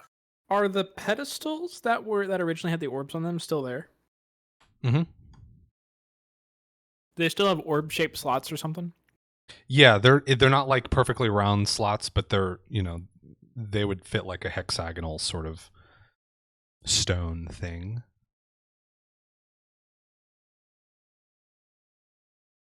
I think I know what we need to do. This is fascinating. What do we need to do? Because I am. Oh. So the orbs must be returned to the pedestal to remove this barrier from the portals, such that we can get home. One side offers a challenge of geography, the other a challenge of combat. Which we'd like to try first.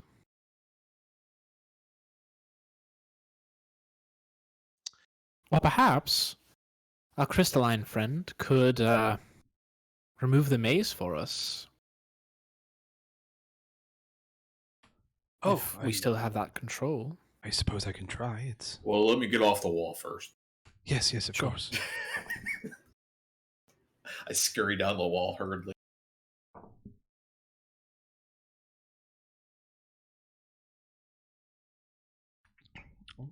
He focuses, and you see the walls drop, but they only drop to about half height. They remain there. So they go from like 15 feet high to, you know, like 7 feet high. I'm afraid I cannot do much more than that. They resist my control. No, that's worth a try. So at this point, Zell though, didn't get Percy's, off you the can wall. just see over them. Yeah, I'm 7'6". I was about to say, It's my like- head is like, oh. If you go on tiptoes, you can see over them. So Zell didn't get off the wall there, so he just kind of fell a little bit and hit his ass pretty hard. It was a little jerky because they dropped down, but they didn't fall all the way. Certainly a bit jarring. Is the 7-6, is that counting the horns? That is a good ass question, actually. Nice question. Ask question. I mean, it's also how much actual height does Percy's horns give him? Well, it's 'cause like they sort of- asking if they your come hair out- gives you height. Well, yeah, but I mean, they come out the side, and then they can curve any number of different ways from there, right? They don't necessarily Yeah. have to curve up. They might. I'm just thinking about that one meme with like the devil being like a devil comes for someone and they're like, oh my gosh, how tall are you? He's like 6'2", 6'6" with the horns. Oh my gosh, 6'6" with the horns. You're so funny. In my picture, Anyway. they're like pointing. I mean, they are like goring horns. I do gore a lot with those boys. Yeah. Oh, also I drew Akundili over here. Nice. I like. Is that his? He doesn't have a mouth though. No, he doesn't have a mouth, so his head just kind of slopes down where I thought his nose would end. Okay. Mm. But he, Doesn't have a nose either, I know. Yeah, he doesn't have a certainly no like nostrils. I don't think he has any sort of nose shape, but some Krizits do. looks kind of evil with those eyes.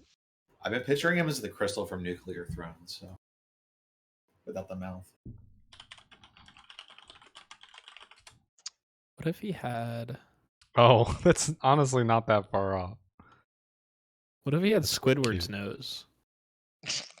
Just the color and the flesh of it.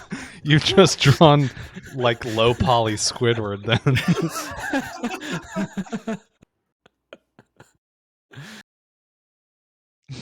I try to draw Squidward from memory while we handle this combat or whatever. Ends up with Hanson Squidward meme. Like perfectly. So these platforms are how far apart and whatnot? Like, what's It would be difficult. I mean, this is pretty far away. These platforms, you would have to like go through the maze thing to get there in order to get a really good idea of distances and stuff. So what is the thickness of these walls? Like how we were on top, we looked up or whatever about how like Oh, they're very thin. I mean, yeah, we They're can very spider thin, climb through okay. the maze anyway, though. Like, we can just cheese it that way. yeah, I mean Sorry, honestly I Kyle. was just But yeah, you can just like go up. Like, it's like that's like you're jumping over fences and like cop the show cops or whatever. You're just Mhm. going up and down. Just do that. imagining a Shaun of the Dead moment. You never Yeah. taking a shortcut.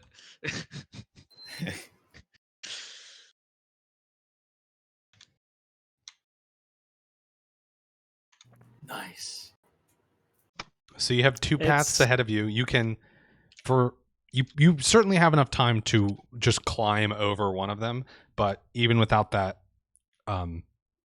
it wouldn't be that difficult to climb over these Oh, normally, just because they're now short enough that all of you could just hop up and then pull yourself over because it's a pretty tall Oh. group. And also, Percy's, you could just see over the walls. So Just know if I'm not falling into an abyss or anything. I know that. That's good. So I think the real question is not how do you get from here to there, but which one do you want to go to first?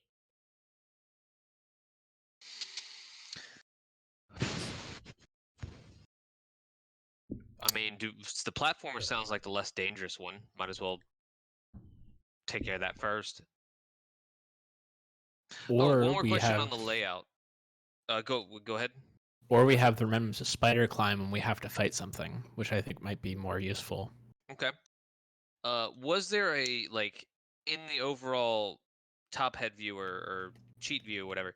Was there a clear separation of the two sides? Like, is there just a straight up wall, straight down the middle type of thing, or is it all still mazy? They're not right next to each other. So there's a bunch of space which just sort of looks like void in between the two. So these two paths sort of go off in like a V shape outward. So there's a fair bit of distance between them by the time you get there. Okay, and They're there's not just like- void and it's just void between the two. There's Yeah, not they're even not floor they're at not that point. like divided by a thin wall you could just punch through. Okay. Sure, that sounds good. I mean, I don't think I really have a preference either way.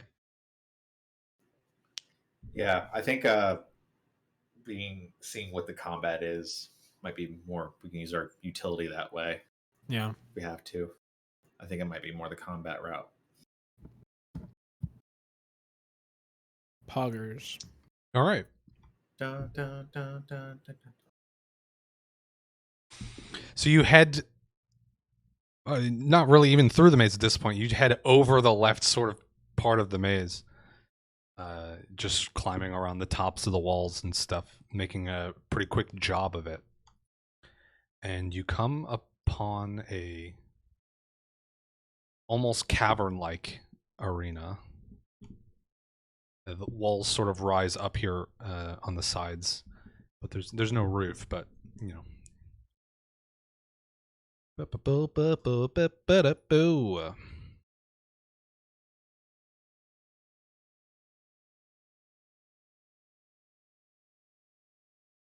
It's been so long since I've had an actual map, I forgot what to do. That Squidward's really good, by the way, Thank you. for the tools.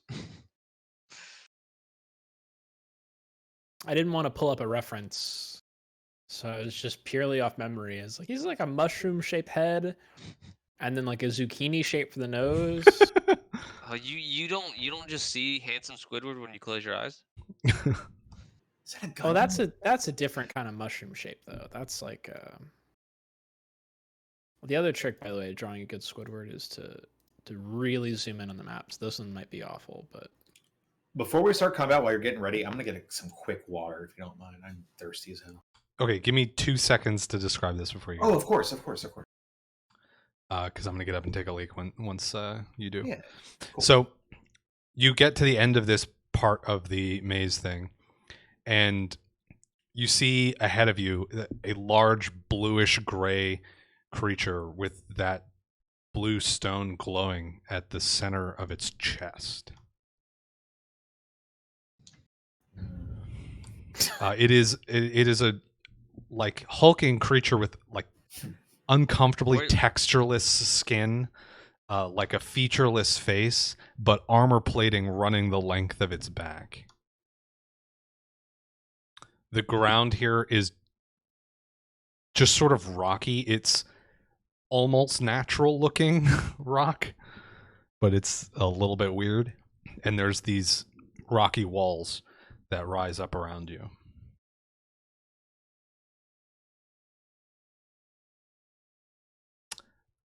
And pretty cool map. By I the way, think I'm going to need everyone to roll initiative, and we can Oh shit! take bathroom breaks and stuff. Oh, damn it! Oh wait, that should be 13. It's like I forgot how to roll it. It's been a minute. I know, it's been a minute. I just hit the Ah, int button. beans. It's a, did you guys see the 11 that I rolled? 'Cause Yep. it gave me the Yeah. okay. When you It want the looks like symbol. it landed on a 6. Yeah, that little message is just because I'm not using the built-in yes. Roll20 tracker. It would Remember matter this- if we were, but we're not. So Remember that error. Okay, cool. if you really don't want to see it, you just select your token before you roll. I know you couldn't because you didn't have one on this screen, but yeah, it wants you to have your token selected so it knows which token the initiative is for. Interesting. Okay, good to know. Okay, I will be right back Same. while we get all this set up. So excited to use new spells.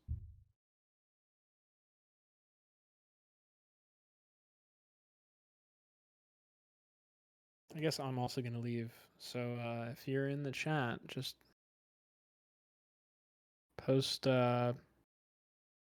squids and Saba ping.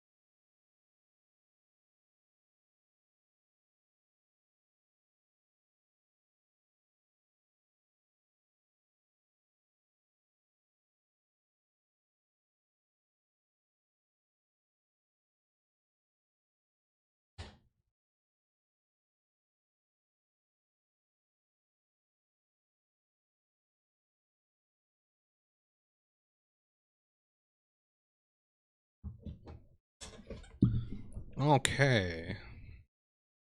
Let's get this initiative set up.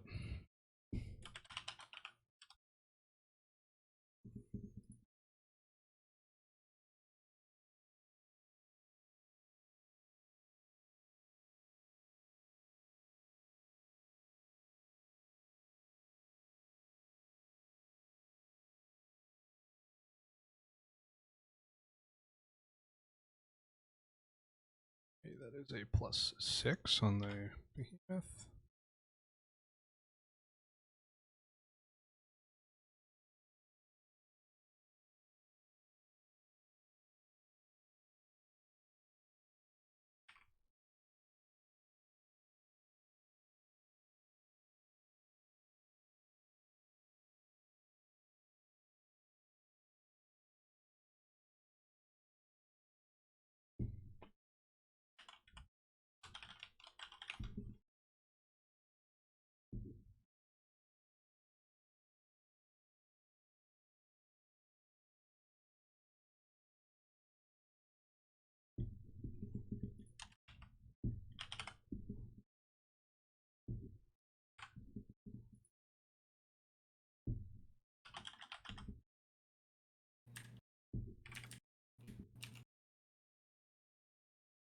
Hello?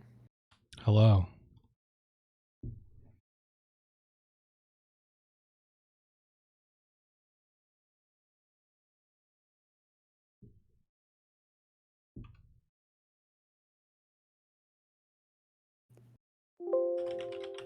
Populated your chat with emotes. Hope you're happy. I appreciate it.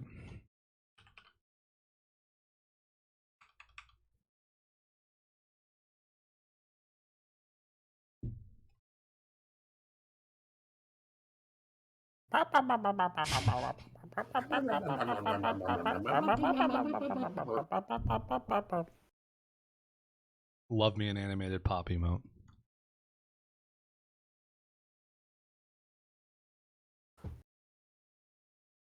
I mean, my favorite is still that. I'm back. I got a big old thing of orange soda. Nice. I fucking love orange soda. The soda stream makes it so I can have it a lot. Mm. And I've been taking advantage of it. I got like 2 big things of like the orange syrup that they get. So I'm stocked for a while. There was a time in college where every time I was in the dining hall, if somebody went to get a drink, they would just automatically get me like refill my cup with orange soda. Or all you can eat buffets at like our place was like that, like really like the fountain drink, just chugging. Yeah. Or like I had a milk thing going for a while because I was like, oh yeah, free milk. I can just have a milk racket going, and then I just like it really wasn't good for me, but it's like one of those things where it's just like I'm still processing free milk, therefore a milk racket. it's just like I did carry an empty jug through my backpack one time and poured it in cup by cup into a gallon. I was down bad for a little bit there for money. It sounds like it. I just wanted some milk to eat my cereal in the dorm so I could watch Friends without leaving. My Nice. dairy thing in college was that I was not eating enough and was losing weight, so I started eating my cereal with half and half. I've Oh heard my that God. method before. I've actually heard that before. Like I think it's wild. It makes sense, but it sounds bad. It sounds like. I Um, mean, how did it taste? Depended on the cereal. Okay. Like Reese's Puffs work surprisingly well. Chocolate flavor. But anything like in the chocolatey peanut buttery realm was pretty good. Rich, But like fruity stuff, not great. Honey Nut Yeah. Cheerios weren't bad. But yeah. I think honestly Honey Bunches of Oats would have been really good. But they never had it. Hmm. Anyway, this combat was brought to you by your local dorm fucking mess hall. Steal milk, kids. Yeah. So y'all can arrange yourselves. I'd say any of those first 2 rows you could start in if Okay. you don't want to be there. But it is the 3 of you first. So Elantra, then Zelda, and Cool. Perseus. You've got the jump on this thing. It's just sort of standing there, motionless, with like arms at its side, head down, sort of like a deactivated robot, with this stone glowing in the center of its chest. As a free action, I'm gonna use my prescience. Okay. Then I'm going to cast. Let me read the spell real quick. And you still have at least 1 minute of spider climb left. We'll say 2 minutes, which is the whole combat, and then it's going to run out at the end. Right. So. Okay, makes sense. I'm gonna cast perfect placement. All right. On both of your allies, I assume. Yeah, Akundili too, if he's nearby. Oh yeah, I don't have a token for him actually.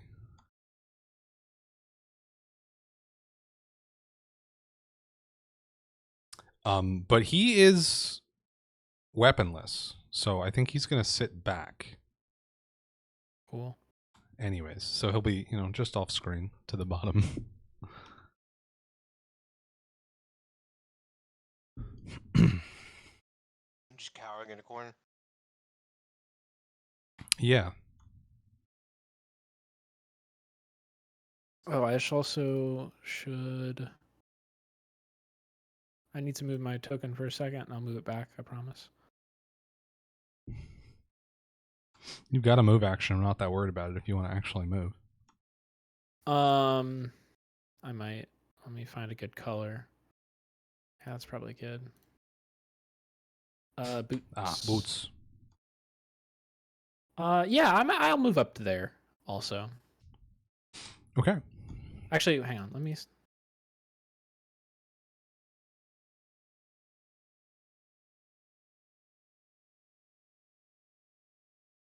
Go up one further there. Actually, no. No. I'll go right. Will they both get the boots still if I'm there? Yeah. Cool.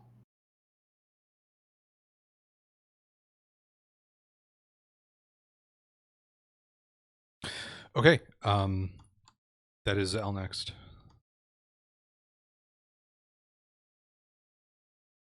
One sec.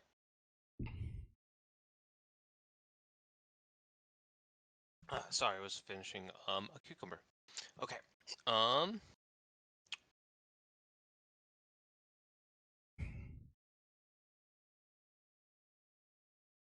With a run, can I critical attack? Sneak attack at the same time? Charge, yeah. Charge is twice your move speed. He's flat-footed regardless, so yeah. Okay. You would get sneak attack on the edge of that. Then I will charge and sneak attack.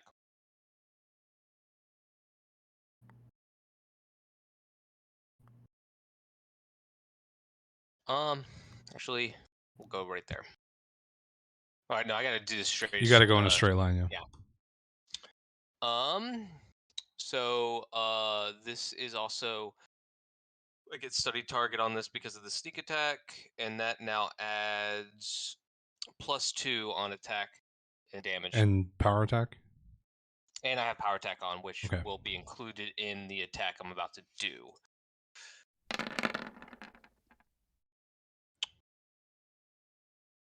So +2 to that. So that's a 17 versus his flat-footed AC. Your glaive clinks off of one of these thick armor plates that are all over this creature's body, and it begins to rouse.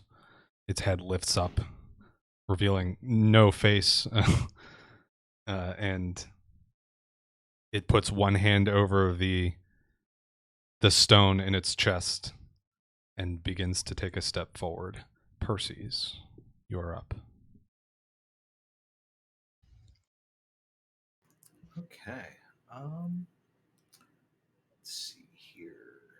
What's my move speed? I think it's 30. So because of the boots aura, it's increased to 40 for all movements that start within the aura. All right, I want to charge and enlarge, and then gore. Oh, Elantra, can I get a weave roll for your last spell? Of course. I've been very bad about that in this whole adventure. Second. Okay. Do you want me to roll a bunch of them for fun? No, not for all the past things. This is the first spell today, though, right? The first non-cantrip no. spell. That's 20. I did detect 30. thoughts also today, right? Actually, can I even? I meant this session. This session, yes. Yes, I can get there with the charge. Okay. And then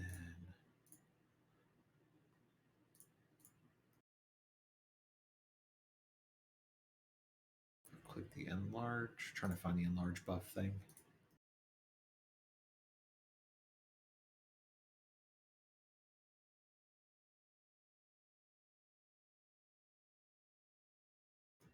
I didn't mean to do that. Oops. And then I will. Let me just do the. What the fuck is it? I'm sorry. Do you know where the? Oh, there it is. Enlarged. Boom. So I just wanted it to. Okay. Okay, so you enlarge as a swift action as part of this charge. Yes. It'll make you big. Big Percy's. Smash. Or beers. Whatever. Omega Percy's.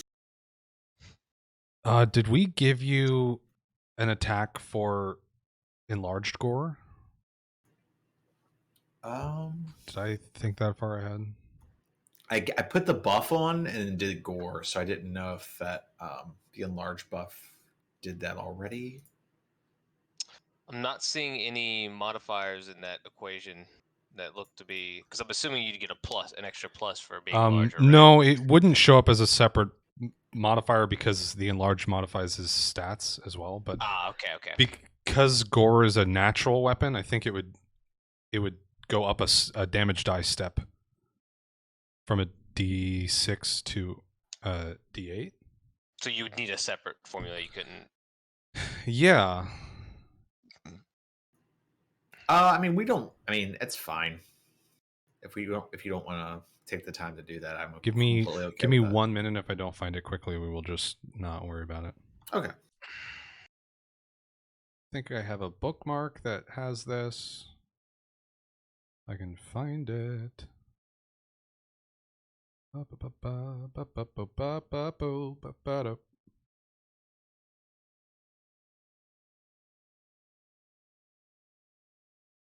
Also, is this thing a arcane spellcaster? Probably not. I probably wouldn't know that. Doesn't seem like it. Okay. So a mage hatred would not work.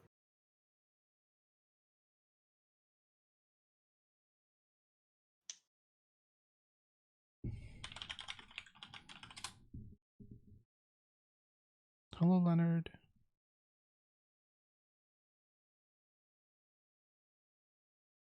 Okay, we will just carry on. And I'll try and remember to confirm or deny whether or not you need a big gore for when you're big. But for now, that is a hit. You're able to charge up and dig your horns into the, like, piercing into the armor of this creature. 15 points of piercing damage. It reels back on the side as your horn pierces its like left shoulder. But it wrenches itself free and raises its arms, because that's the end of your turn, right? Charges a full round and yeah. Okay. It raises its arms and smashes the ground straight below it. Tremors begin to travel across the ground. 20-foot cone forward is going to hit Zal and Percy's, but not Elantra. I need you both to make a fortitude save. Okay.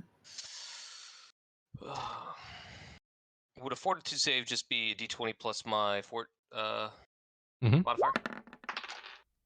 Oh, Oh no, Perseus. I don't know if I'm safe Oh either. no. You're both prone. As the Oh, ground no. rattles beneath your feet, you lose your footing and drop down. Additionally, Nope. Mm, I don't like that word, Dolph. Can we use a different one? no. Maybe No, we instead? can't.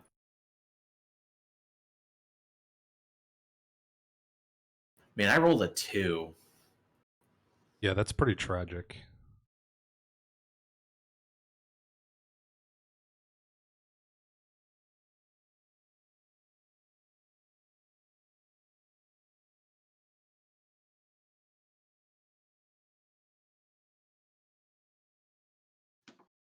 I need a visualizer for this cone.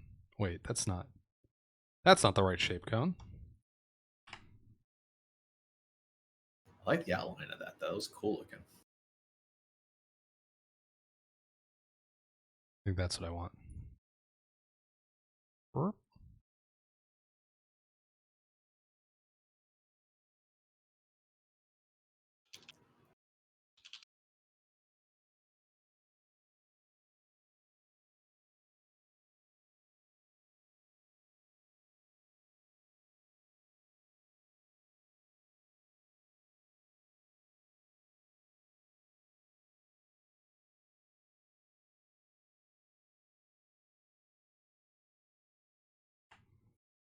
Okay. So as these tremors ripple across the ground, knocking you over, behind both of you,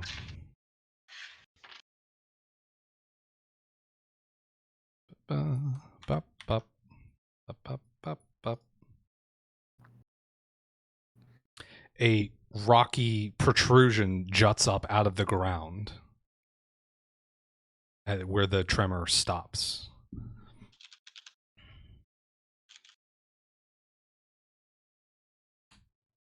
And that is going to be the end of the behemoth's turn, which is going to bring us back up to Elantra. I'm scared of that rock.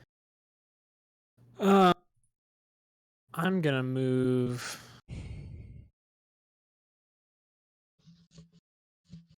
to here, and then I'm going to cast. I'm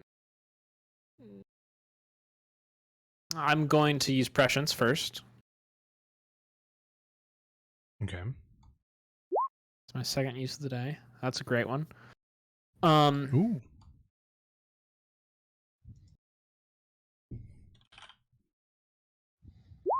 I'm gonna cast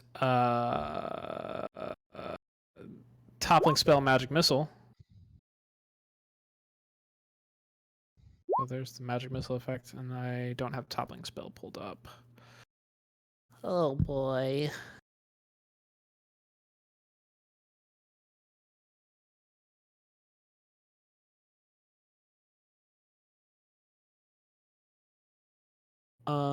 Impact your force spells enough to not target prone. Target takes damage, fails a saving throw, or is moved by your force spell. Make a trip check against target using your caster level plus your casting ability score bonus. Does not provoke a target. The check hits. Target cannot attempt to trip you with a force effect in response. Toppling spell only affects spells the force descriptor. So I make a caster level check, and I don't think I get my spell penetration bonus. So it's Correct. this one to try to trip this dude.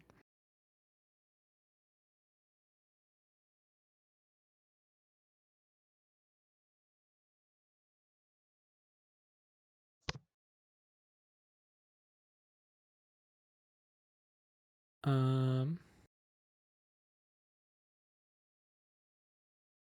I also have to roll 2d4 plus 2 because it will take an additional mana. Holy shit, damage. I did 2d4 plus at, so I guess that's So that's a 10. 10, so 15 in total. And then caster will check to try to trip him. Caster level plus your ability score. Okay, that's already in there. Wait, no, it's not. No. So, so that plus 4. ability score is 4, so 15.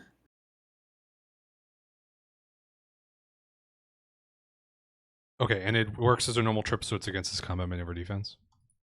Yeah. Yeah, it's just a trip check.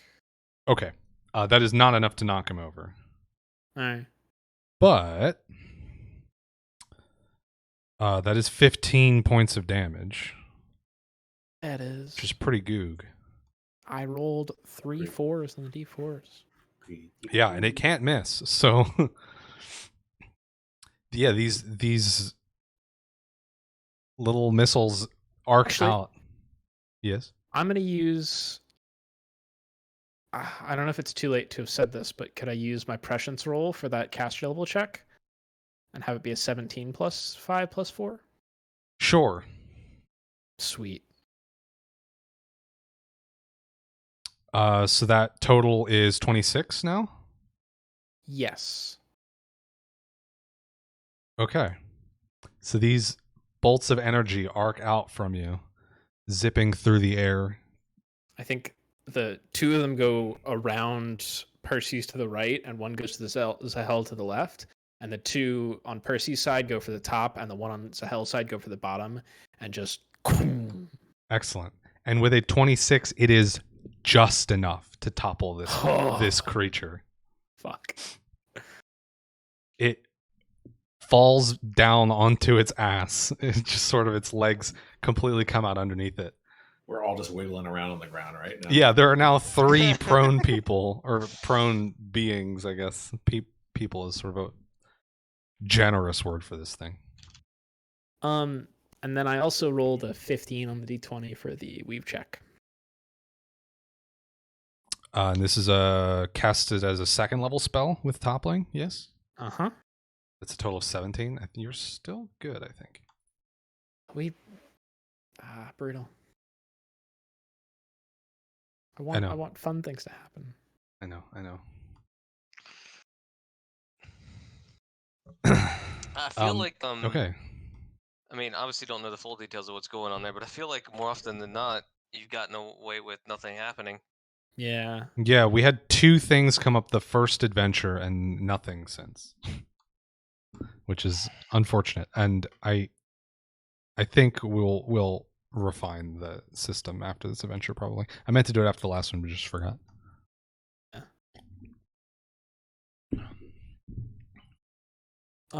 Incredible though. That is it. Yeah, so Zael, this creature just slammed the ground and knocked you off your feet. And then you see these bolts of energy come in over your head and knock it off of its feet. So you now have an opening where it's probably safe to stand up. I'm gonna stand up. Now, before when I attacked it, was there any sign that I damaged it? You did not. Okay. Percy's definitely did though. Yeah, that's what I just want to make sure I understood. So I'm going to step in closer. 5 foot. Can I do a 5 foot step while getting up, or is that kind of getting up count as a movement? Yeah, you can.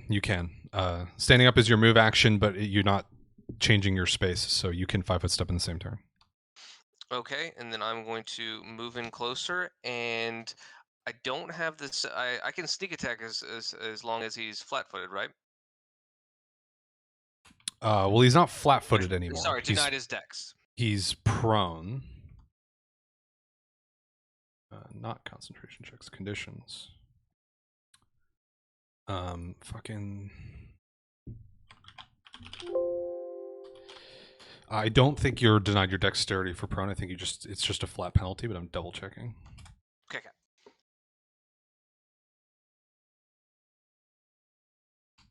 Yeah, you're not denied your dexterity when you're prone, but it does take a -4 to its AC against melee attacks while prone, so.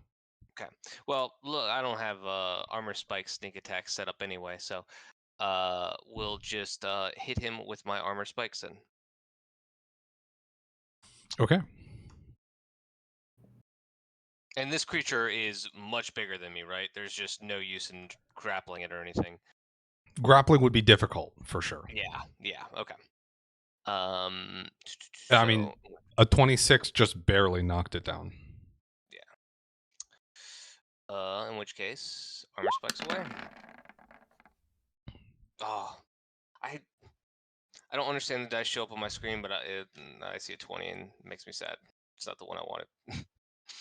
Because it rolls twice.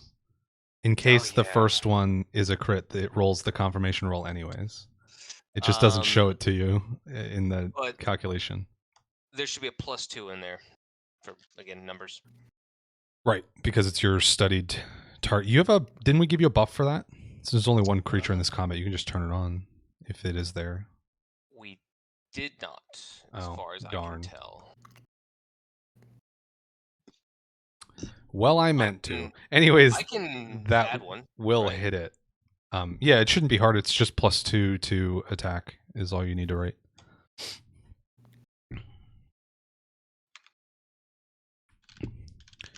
So what does it look like as you attack this thing with your armor spikes? What are you envisioning here? Because it's more or less on its back. I mean, initially I was just gonna think I was gonna get up and just kind of like a shoulder shove it type thing, but now that it's prone, I mean, you could probably still, like if it's got like its knees bent or something, you could probably still just ram into its shin or something. This thing is big enough. Or I could people's elbow it. Yeah. Hey. So yeah, just kind of turning around and diving on him with the elbow. Fantastic. Your eyebrow. Yeah. So you come crashing down on this thing. The spikes on your armor digging into this like weird hard material that it's made of, and ripping away some of it for 15 points of damage.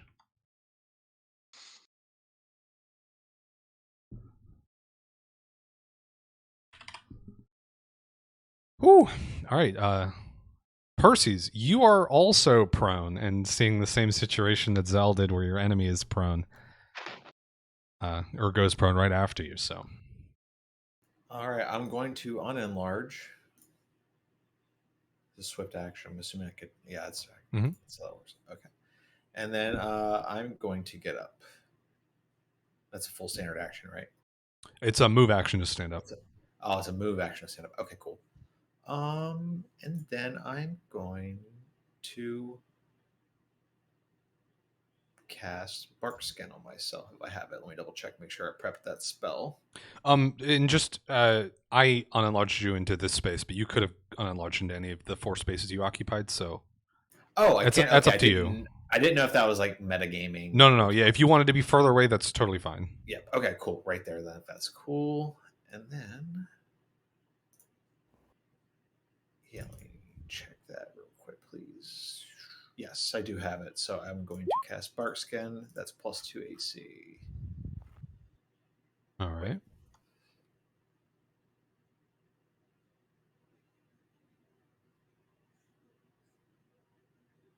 Wait, is that +3 now because of my level? No, that's 6. No, never mind. Yes. Yeah, next level will go up another one. Gotcha. Yep. And Elantra, your buff that you put on everyone lasts 5 rounds, correct?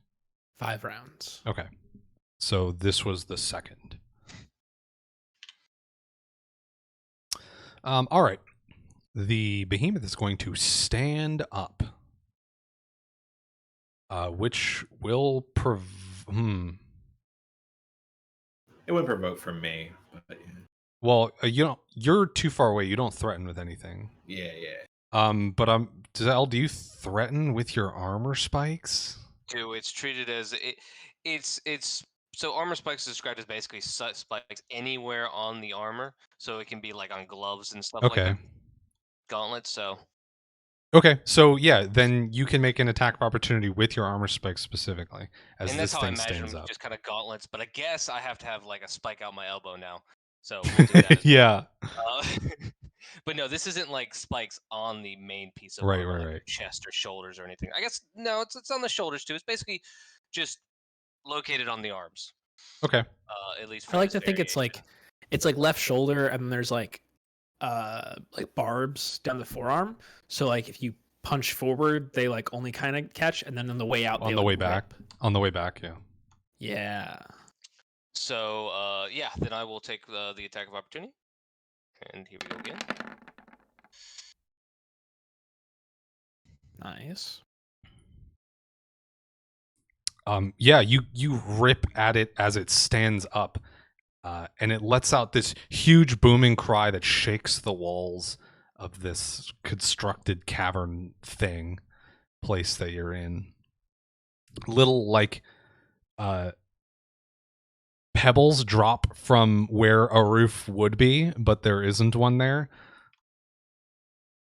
Very much like a broken video game. Like you put the camera in the space it's not supposed to be.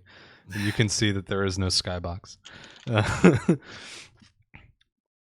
But as it pulls away from you, it rolls up into a ball like an armadillo or something, Oh shit. revealing all of these armor plates that were mostly around like the shoulders and along the back.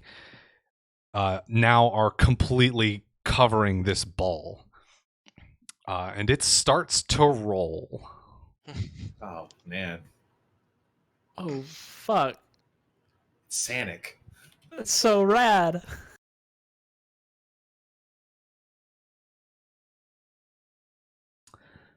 So as its turn ends, the way this thing works, as every turn ends, in fact, it is going to move.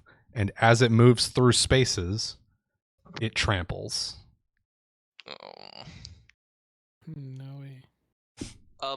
Real quick before you do anything else, I did add the study target, so you don't need to add +2 to that previous damage. Okay.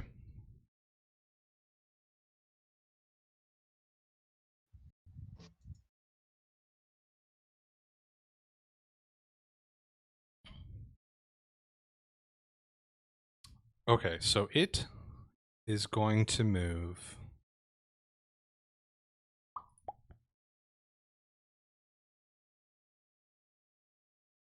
I guess we use that icon for it being rolled up. Not bad.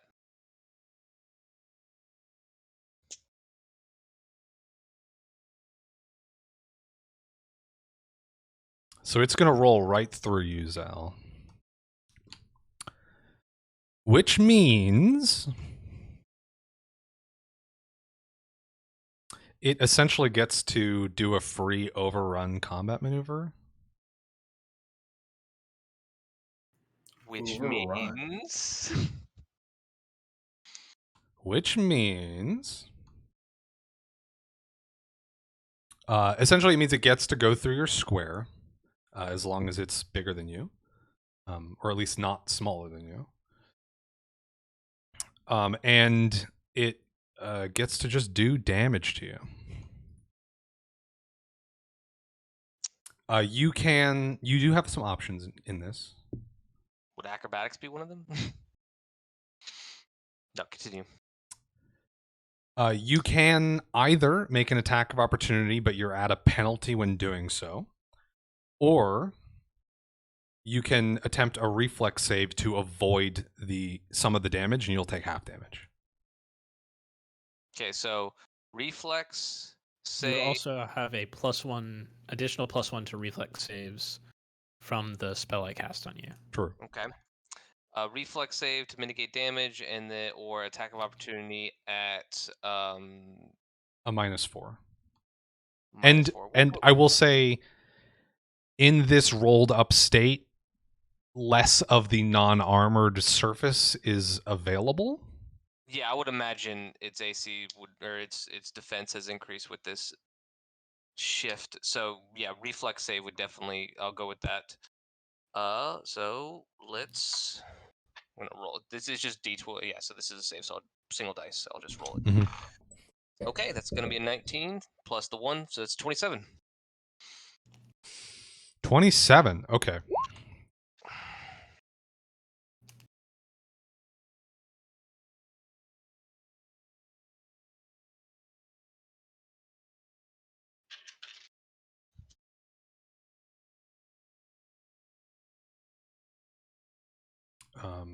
Just give me a moment. I didn't write down the DC for this save because I'm a moron, so I have to do math real quick.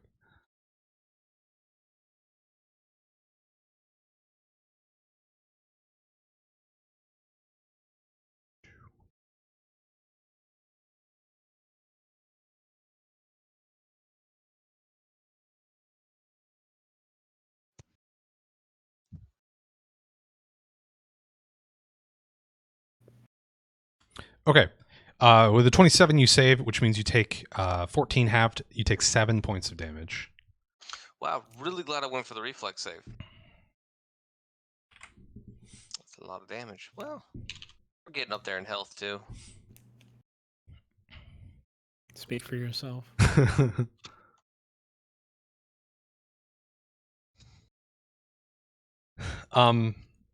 So it rolls through you, and it also rolls into this spike, this rocky spike that it had created. As it does so, the spike explodes, shooting shards of stone in every direction. All adjacent creatures, of which the only one is the behemoth, are going to take damage. That's a cool idea. I like that. Thanks.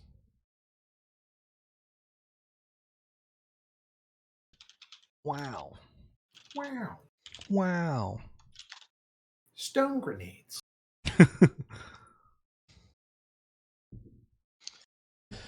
Okay. Really? That was the behemoth's turn. It is still rolled up. It is still moving. As we come up to your turn, Elantra. This rock is gone, by the way. Okay. I'm just gonna move. First, I'm gonna move a little bit away from it. But I want to keep everybody in the range of the boots. I'm gonna use my third prescience. Another good one. Yeah, they've been pretty nice. And I'm going to use my my ring to cast Twitch bolts on this dude. Ooh. Nice roll.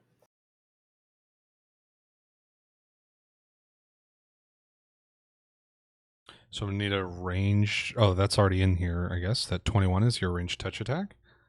Yep.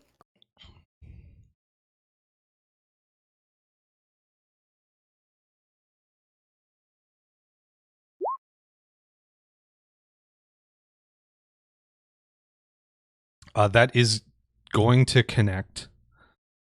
So your this bolt of electricity arcs out and grabs onto this behemoth, this rolled up creature that's bounding through the space, and zaps it for 14 points of electricity damage.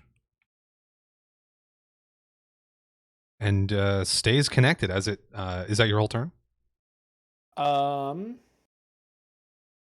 Yeah, I think so.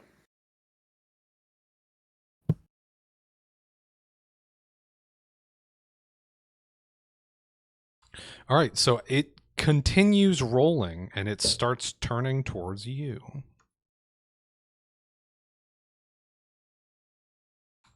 As fast as it can turn.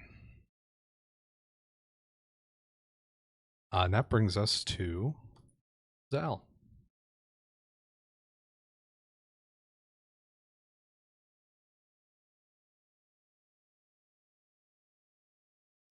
Thinking.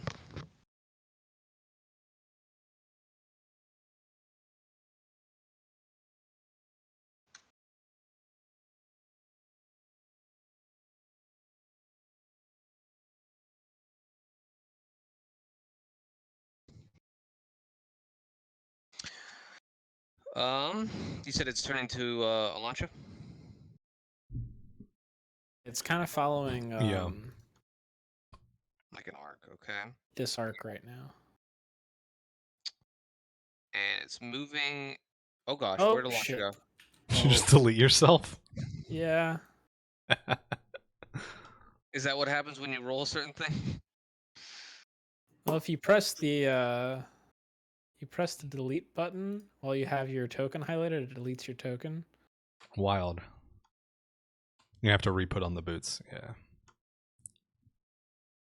Is that where I was? I think so, Yeah, because that's you wanted to keep Sal in the aura. Yeah, that checks out. Where did it have been? No, it wasn't there. Okay, yeah.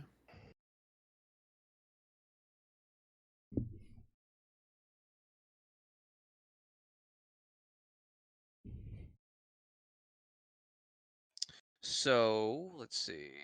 Can I move? And I have the boot aura going on, right? Mm-hmm. Yeah. Okay. I'm going to go here.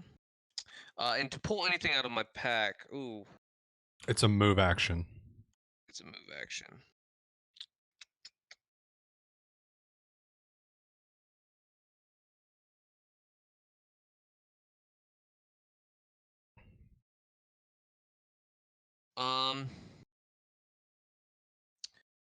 And then it would be like an actual action to use said item. Correct? Yeah, usually. I mean, depending on the thing. Yeah. Yeah, usually a standard action. Well, basically, I guess I'll go ahead and say it. Would pulling out and using the ghost needle, would that be require 2 actions? One to pull it out and one to stab myself with it. It should say what action it takes on the ghost needle. I think it's a standard. Yes. I forgot that's an actual item with the page, Mhm. obviously, would reference. Yeah, it is a standard It's action standard when you do action, that. yeah. But you can move and then pull it out, or you could pull it out and use it, but you'd be in the space you started your turn in.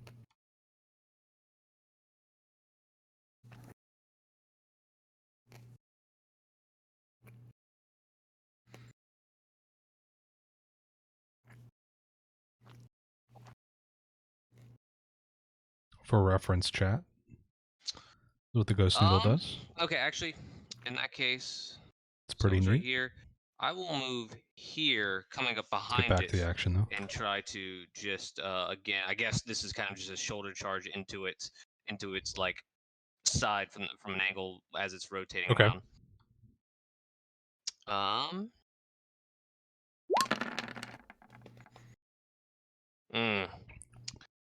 Why is the first roll always the lower number? Because fuck you, that's why. So you come up to this creature and slam into it, but it seems unfazed by you. Your spikes don't pierce through these thick armor plates that are now covering the outside of this balled up creature. And it continues to roll.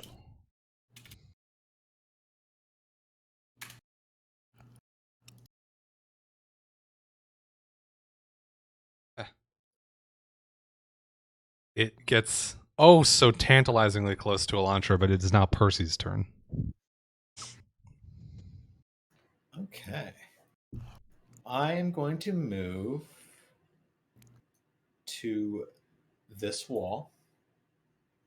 Actually, is this wall movable? Is this space okay? Can I do That's fine. Okay. Not going up the wall just yet, and then I'm going to cast Produce Flame, which go, and I'm going to yeet some flame at it out of my hands. It's a second part of that. Alternatively, you can hurl the flames up to 120 feet as a thrown weapon, range touch attack. Okay. Of 1d6 plus 1 point per caster level, maximum 5. So I don't. How do range touch attacks work? I usually don't do these, or touch attacks in general. So the only difference with a touch attack and a normal range attack is that it targets their touch AC instead of their normal AC. So the mechanics of rolling it are the same. It's a ranged attack, so you can just click the ranged button on your thing, on your sheet, in the attack section, and that should do it. Okay. Ooh.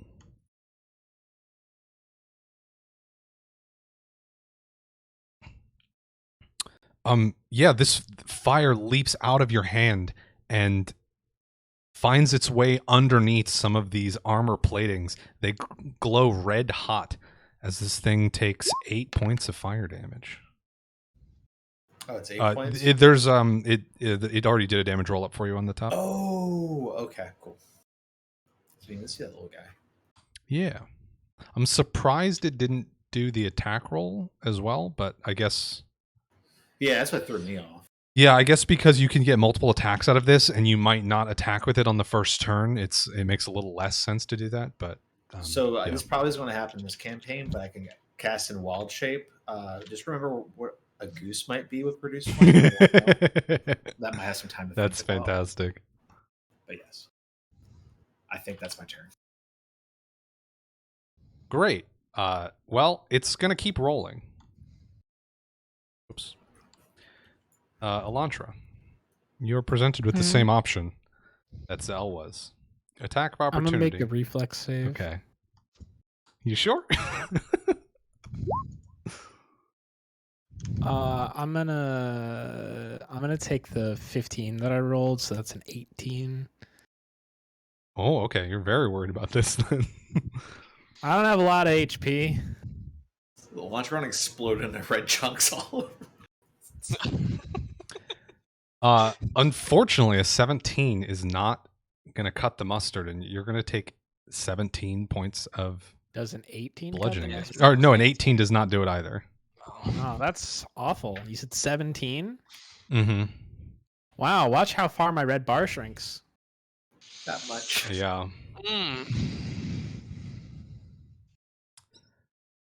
It's all right. I've gone negative, but we've all gone negative before. It's okay. And then it keeps on rolling. Move in. I'm moving. If you could hear anything over the sound of all of the rock crunch, you would have heard all of Elantra's ribs break.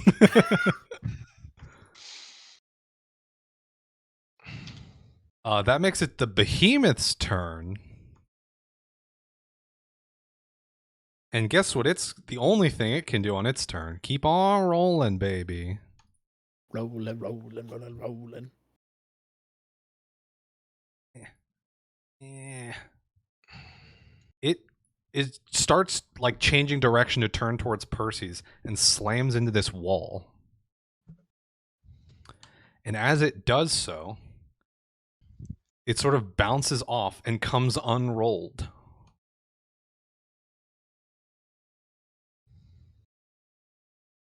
And it is now, it essentially is just going to end its turn right there. So it's unrolled. It's a little like dazed after having slammed into a wall, but it's now back up on its feet. Oh, it's a little dazed? Elantra, you have I believe you still have your Witch Bolt linked on, right? You should also sprint up the wall. If you're... That's true. You do also have Spider Climb. Was I like knocked prone or anything, or just no? All right. How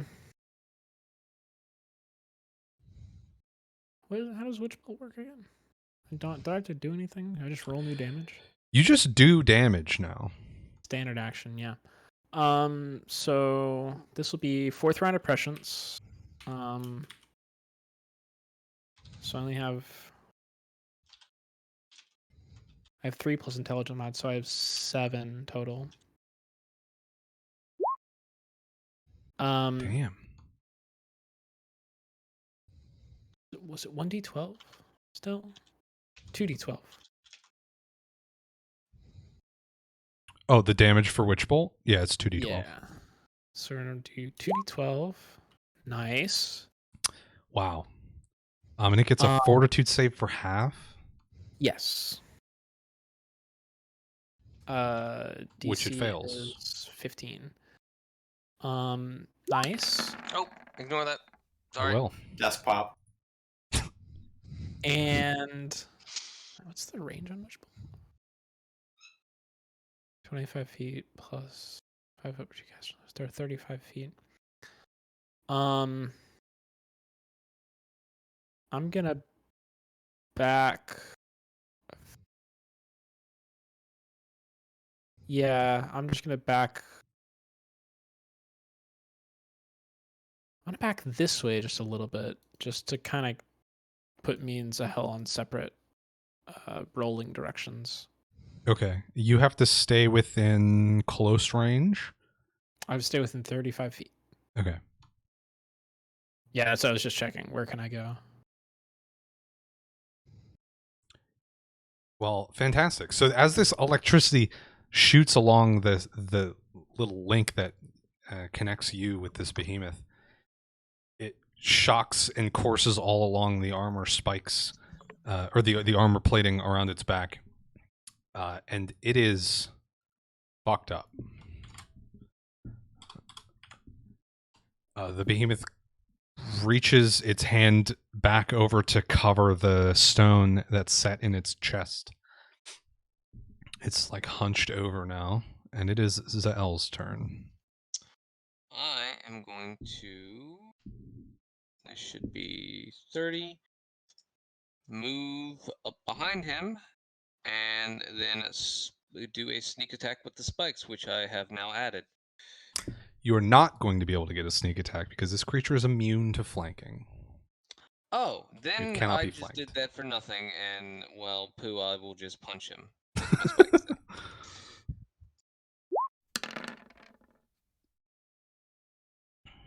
Nice. Okay, at least it used the bigger number this time.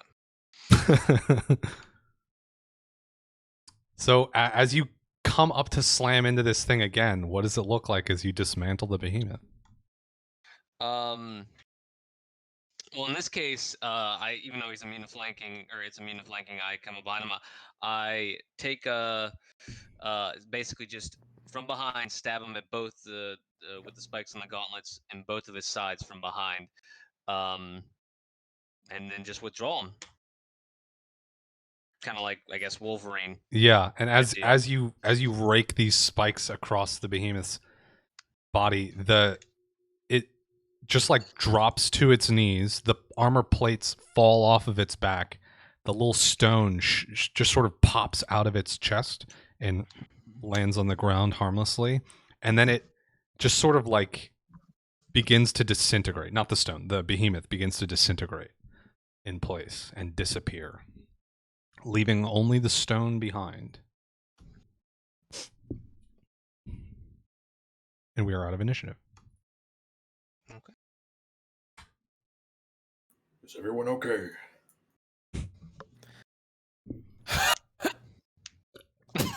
Like, it's just blood.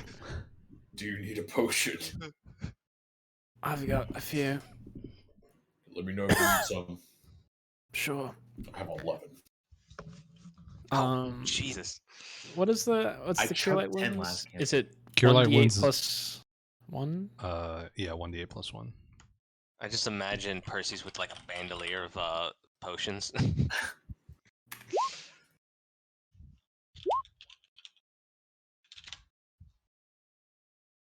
Akundili approaches and picks the stone up off the ground if no one else has. I would have helped, but I didn't think to bring my weapon with me, as I thought we were just going to be able to walk out of a door. I'm sorry. I didn't think you were going to have to fight either. We're going to have to fight either. Oh yeah, there was a one back there, wasn't there? He had a staff with a Staff, yeah. thaumaturgy orb on top of it. Like a wizard gun, basically.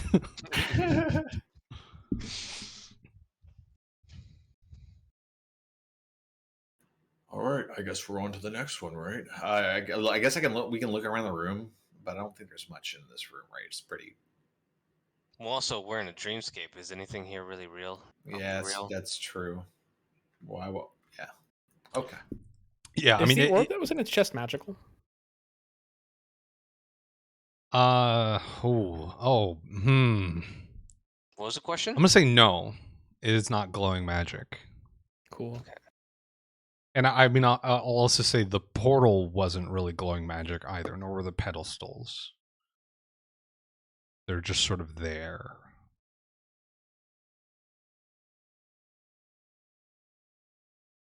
They're probably spell-like. So yeah, if you look around the space, it's really barren. There's like no natural growth here or anything. There's no like irregular rock formations or it's purely a constructed space basically. There are puffs of dust where you like when you like step, but there's no actual dust on the floor. It's just an effect. You leave So- footprints, but they disappear after like 3 seconds because they assume you won't look back after them.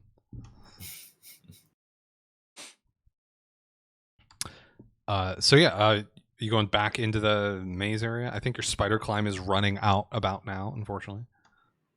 Yeah.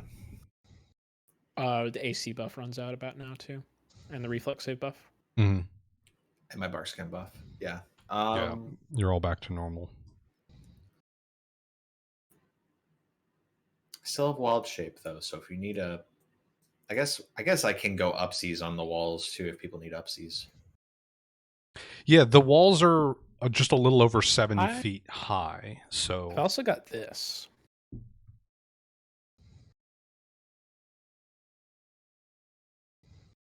A little unseen servant action. So I don't know. Lift 20 pounds or drag up. That's actually really okay. Well, let's see what's over there then. But it can't fly, so I can try and turn into something that will fly, like an eagle. it also the unseen servant has to stay within 35 feet of you. yeah. We could do something with it. Mm-hmm. You could certainly do something with it. So, back into the maze. What's the tactic to get over to the other side? Are you just going to go back to the beginning and then run your way through, or So we're out of you're out of initiative? but out of spider climb. Yes. Well, I know. Let me just read. Yeah, I this mean, real maybe quick. you'll get a couple of seconds afterwards, but you certainly don't have enough to like traverse any real distance. Well, in that case, Zell's going to. I'm going to pull out the ghost needle and prick myself with it, or stab myself with it. Fantastic. And So you're going to take 1d4 points of piercing damage. yep, and that is going to be a 1. Nice.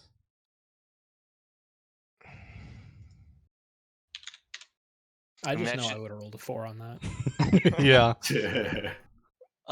You would absolutely, if you had 3 HP and Ghost Needle was your only way to not die, roll a 4 and die. Now, with just the ghost touch, it lasts for 30 minutes without the need to keep re-rolling, unlike the phantom form, correct? Re-rolling for damage. Yeah, if you just stay in ghostly disguise, but you can't like walk through walls unless you phantom form. Oh, and I have to. Do I have to roll 1d4 for every phantom form? Every wall I walk through, or so it says for each round spent in this state, the creature Yeah. takes 1d4. Okay. Yeah, so if you can go through multiple walls in one round, you're only going to take the 1d4 once, but so it's not like per object you pass through or anything like that, but Yeah. it's measured in time basically. And And doing the phantom form also decreases the amount of time that the exactly, disguise meaning I lasts, could go through 3 walls, which wouldn't really do it. So actually, can I roll that back? Or Sure. I mean, I can. Yeah. It's only 1 damage, so because I can't. The idea was just kind of just walk through the walls, but can't do that. We could use the patented Hyundai Elantra. You'll eventually get out of the maze if you follow the solution. I mean, so I can turn into a bird. So I can turn goose form and just like try and guide through people through the maze if we need to do that. If you always stick to the right wall. You may have to backtrack quite a bit, but you'll eventually get out of the maze. That is a good way of doing that. Also, I am a minotaur. Mazes are I can help. And I love to fly too close to the sun. That's true. So- I don't think I put any mechanical thing on there, but I No, did put a little there's- flavor bit that minotaurs they just don't get lost in mazes. You have Yeah, a they- +2 they have a knack to for all mazes or knowledge checks to get out of a maze or something, or perception checks maybe. Yeah, I'm sure it's just flavor, but yeah, That's So- that's a lovely ribbon to have though for the race. Yeah, I didn't put any numbers on it. But I would say Percy's you can certainly walk your way back to the entrance from here, no problems. Okay. Because you guys already made that trip. I mean, you did it like going over the walls, but you saw the whole structure of this half of the maze. So you could lead everyone out to the front without issue pretty quickly. Okay. And then we can try and navigate the maze normally. And then if we get lost, I can bird out or we can do whatever. How does that sound? Great. All right. Well, I guess we'll do that then. Single file line.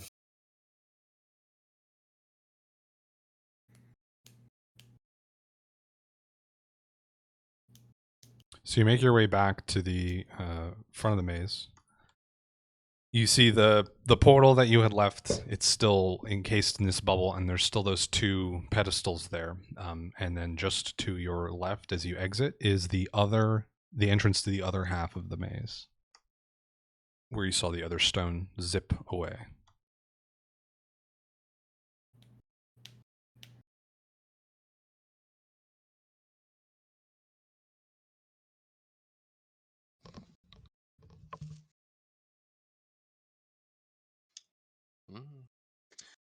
I guess we have no other option but to just do the maze. Oh no, were you gonna? Yeah, we can like try and go through, and if it doesn't work, I can goose up and try and see where we need to go. Okay. I mean, really, because I can be a goose for 5 hours. It's just I can't talk anymore. I love the phrase "I can goose up." Yeah. It's gonna goose it up, you know.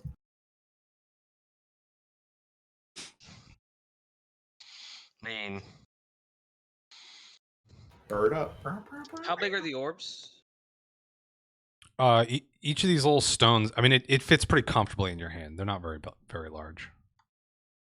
I like how we just call everything orbs, even though these ones are hexagons. Yeah, this one's definitely Oh, not it's the hex- round, but And- yeah. And I know the other ones are called cores, not orbs. But I mean, I call them apologies. orbs all the time. So okay. those are very much spheres. So So even better. A question: do can geese grab things with their feet? I was looking up goose feet on Google Images. I shit you not. I was looking at images of goose feet. at I don't Hey, like Google, show me goose feet. worst case scenario, you could hold it in your mouth. Oh, that's much smarter. You could corkscrew your. Never mind. Nope. Those are ducks. Oh, no. I wonder, do geese share that similar trait with ducks? I don't want to I find have to out. assume so. Yeah. Yeah, we can do that though. So I can. I don't know I'll if take you one for the team. if you guys want to go through the maze with me. Frank, I'll. Okay. Anything else you want me to talk before I goose up? Anything you want to talk to me about? Because you will get honks from me. Okay. No. If I die, I love you. Okay. All right. I turn to a goose, just to avoid the conversation. Okay, you And are a then- goose. All right. I really want to honk at you, but Elantra would never do that. I wouldn't understand you probably. I'm not sure if you can speak goose. Yeah. So I will flutter up, like get up on the wall, and go ahead flying, fly up a little bit, and my bearings. Okay, yeah, you've got a full view of this whole maze. You can try and lead people through it. I'll come back to the entrance and look at y'all, and I start love like this. hopping my way So through much. as I, can figure out the maze and guide people through. Can I just say I fell on that grenade and I still don't know what a goose's penis looks like. It was just all talking about duck penises and images of duck penises. I'm so I sorry. appreciate your I was on sacrifice. I was on a multi-day canoe trip, and on day 2, I saw a duck with its dick hanging out, and I was like, "Wow, I didn't think they looked that much like a corkscrew." And then never forgotten that. I took a picture of it, but you can't really see unless you really zoom in, and it's like I'm not gonna like crazy zoom in on this photo to show people this duck's penis. This is not worth it. Enhance. Enhance. I just love the extra emphasis it has to say in the intent of how much you want to show someone a penis. That you're zooming in on a photo. Yeah, it's like, hey, check out this weird colored duck. See that? Do you see it? Do you see it? Zoom in. Zoom in more. Zoom in more. To its face? No. Lower. Penis. Lower.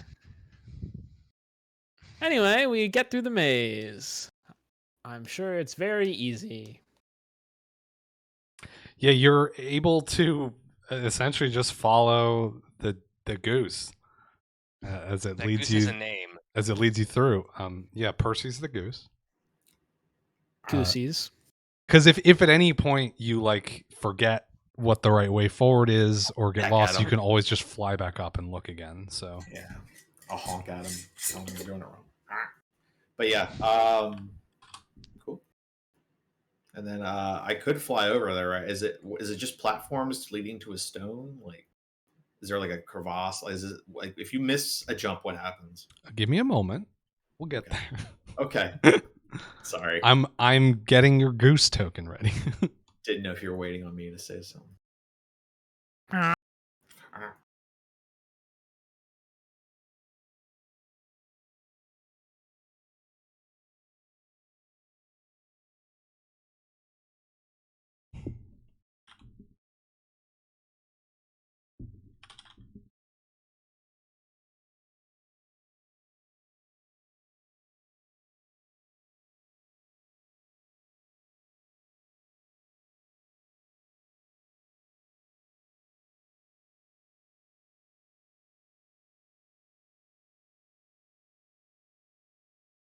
Okay.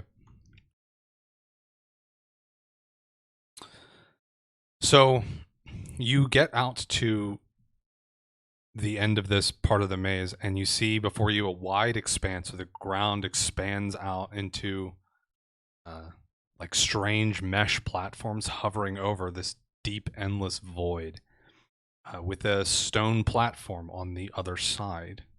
The platforms these moving platforms seem to just like materialize right past the ground in front of you before just like moving forward in unison. There's 3 of them in a line and they just sort of move forward together. There's a clockwork looking lever ahead sat in the ground, and as the platforms go forward they pass over gouts of green flame and underneath these big stone walls that like scrape just over the top surface of the platforms. You are here. Okay, so you have platform. You And should they're be able to fly- move the goose. I don't think I And can yet. Oh, you that can't? lever, is it just No. so it's a simple lever, not multiple levers or anything? Single lever. It's currently sat in like an upright position. Now can you move the goose? There we go.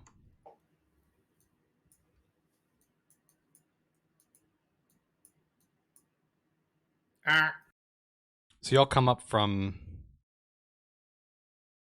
the bottom here. Not that it matters too much. All right. And as you stand here, these platforms just sort of shift forward. Wizard.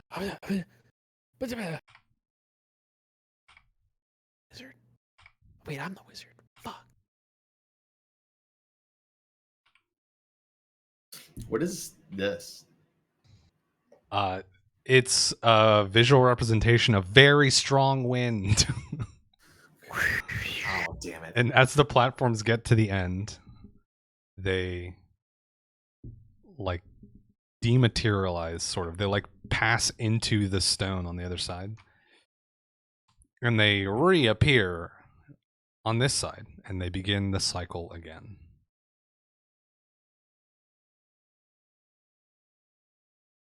Do we have the candle? Yes. Elantra has the claret candle. Remind me, the candle. Okay, actually, next. Actually, no, yeah, stick on the same train of thought. The candle. The way it works is, you light it, and then once you snuff it out, the person who lit it teleports back. Something like that. Yeah, essentially. When it either burns down or it's put out in any way, you teleport back to the location of the candle. Okay. And the grates, is it something you could, are the platforms, are they grates as in kind of like pictured, meaning you can kind of wrap your hands in, like fingers around it and stuff to get a better grip? Yeah, I'd say the openings are large enough that you could stick fingers in there, but not much else. Okay. Thought could use the candle. What happens to the person who lights the candle? Like physically? Nothing. Nothing? Okay. Use the candle and then use the ghost needle, which should allow it to pass through these obstacles, arrive at the other side, get the object, and snuff the candle out. Ooh, would the ghost needle Candle. help with the fire? Does incorporeal and like phase through all things or just physical things? Ghost form. Physical things, typically. Phantom form. Okay. So fire would still be damaged, so we'd still need to worry about. Would Yeah. the candle bring back the things the person was holding that were new? Another Yes. good point. Okay. I think the thing to do are the fire spouts. Are they like in regular locations occurring at regular intervals, kind of thing? The fire spots do not move. They're constant. They are constant in the spots that they're So you need to be pictured in. here, and then when they move forward, and then when they move forward, they need to be here, and they need to be here. They need to be here, and then here, and then here, and then get over the wind, and then get here.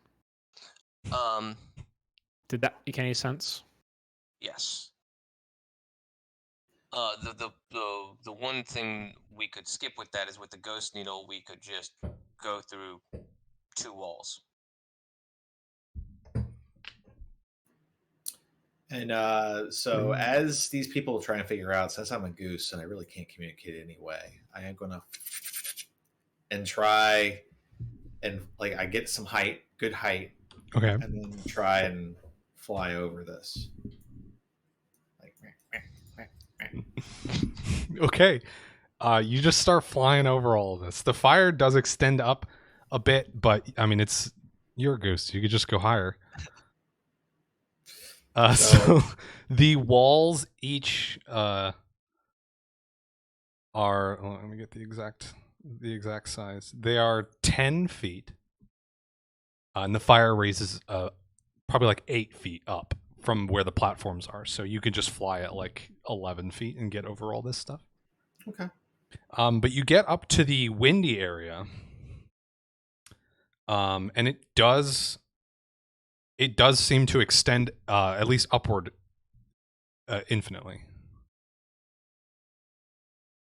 Just can't get through it. You can try to get through it. How close am I when the wind starts kicking in?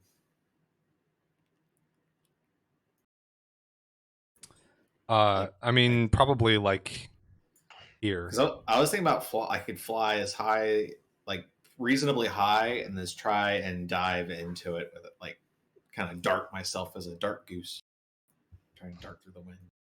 Okay, try and go like aerodynamic and get a bunch of speed and try and cut through it. Yeah, I think I've been practicing enough in goose form to know that that's probably a good thing to do. As a goose, are you a small creature? Probably, Small, right? yes. Okay. I'll double check though. It's got to be a small. Well, Small Yeah. animal. Yep. It's small. Okay, I would be surprised if it were medium, but also I could see Dire it. I could goose. see it. I guess if it was just a really big goose. Okay. I like this plan, so I'm gonna give you advantage on this, but you're gonna need to make a fly check Okay. to try and cut through this wind without getting buffeted back. You should, as a goose, there's something. You should get something for being a goose. Let me look. We can use the rolls, but yeah. Yeah, we can use the D20 part.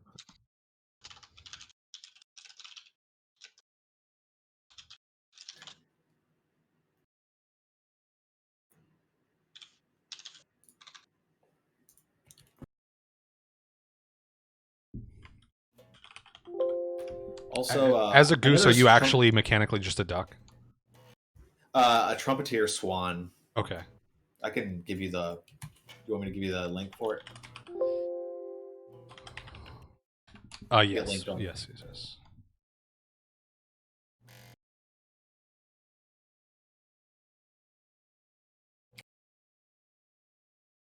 creature with a natural fly speed receives a bonus on fly skill checks depending on its maneuverability. Mm-hmm. Your maneuverability is average.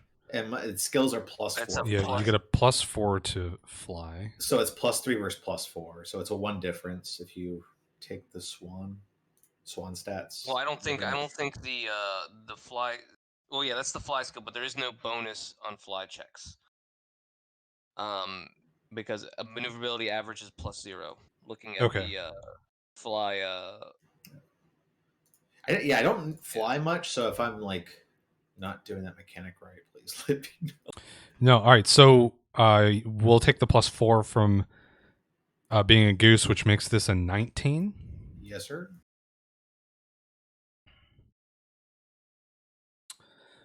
So yeah, even with a 19, you try and dive down and get as aerodynamic as possible to cut through this, but the wind, like, you get a little bit of piercing into it, and then the wind gusts up and blasts you back. You're going to take 4 points of non-lethal damage. Okay. And it knocks you back a bunch, but you're able to eventually get your composure back. Okay. You're not going to fall into the void just yet. But I'm gonna fly back. yeah, you have hit a significant roadblock. So with this lever, it's pulled to one side, correct? No, it's just like straight up. Okay. I'm gonna mess with the lever. Can I move it both ways? What happens to it? Type of thing. Is it just a single direction? You try and pull it left, and it does not budge. What about if I pull it right? It does budge, actually. The lever shifts over to the right. There's a big, great, like, clunking noise. And as the platforms are moving, they shift over to the right. Do they keep shifting over to the right? Like indefinitely, or do they just shift over a little bit? No, I'm getting the exact numbers real quick, but they're going to stop. Okay. They shift over like that, and then continue moving forward. And then the platform all the way on the one side dematerializes after a moment and reappears on the left.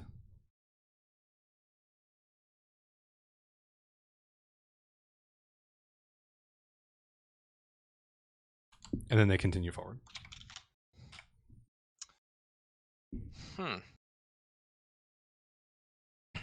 And the lever, once the platform rematerializes back on the left, the lever clunks back to its original position.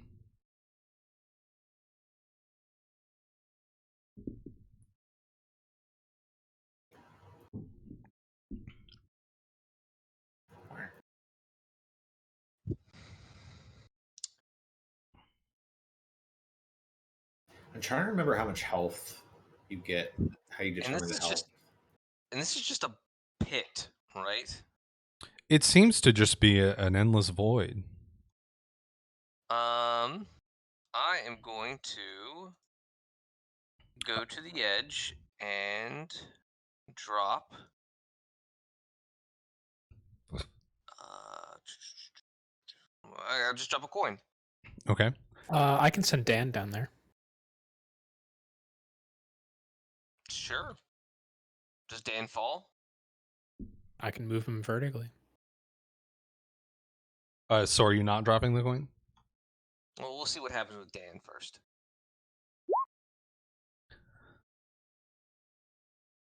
Let me get the actual spell rather than my half-assed version. Regarding the goose HP, it's just you just have the HP that the swan has, and when it runs out, you drop out of your wild shape. How much HP does the swan have? 5. Gotcha. Okay, cool. Makes And sense. how much damage did you take before? 4. So I can't do that again. Nice. Especially if this is a bottomless pit. Well, you took Trans- non-lethal damage, which is not normal hit point damage. So what that would mean, when you're non-lethal, accrued non-lethal damage, it's sort of tracked separately. When it reaches or exceeds your current hit points, you fall unconscious. You're not dying. You're just unconscious. Yeah, I think that's. Wouldn't that just take me out of wild shape though? I'm not sure, but it might not. I've never taken enough non-lethal damage into wild shape. It's very rarely applicable, but Yeah. Did Elantra just like? You didn't see shit. Shout I out to can't Elantra open my something? character sheet now. What'd you do? He I did duplicated this, himself. Oh my god. Oh god, I know I'm smart. but I can't open my character sheet, and I don't know why. You could try refreshing. I think that's probably what I should do. Yeah, try that. I can open your character sheet still, so you didn't like delete it or anything. JavaScript pooped itself. So you're just moving Dan downward through this area. Yeah. I'm having a time of it. Okay. It moves down about 15 feet or so, and then it appears 15 feet above you. Okay, that's a little bit reassuring. And then it continues moving down unless you stop it. Now I'm gonna drop a coin. Okay, you lean forward, drop a coin, and like a second later, it falls back down and hits you in the back of the head. It's money. Oh, and let's see. That's the wrong kind of die. That's why that number didn't make any sense. So wait. When it dropped, it came back out over on this side though. Like it didn't just. Yeah, it came back like directly above, basically, pretty much where you dropped it. Hits you in the back of the head, and then it lands right there. Okay.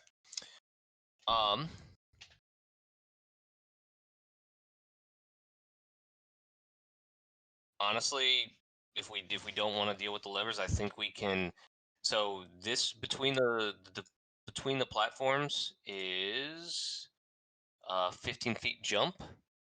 That is impossible. I looked it up. That's a DC of 15. You won't have a running start, which makes it a Okay. DC 20 unless you have, I think the feat's just called jump or something like that, which lets you make those things without a running start and still get the running start bonus. Still doable. And you're not like, Very as long doable. as you don't fail by too much, you still have a chance to grab the There's platform. or something. also this old spell.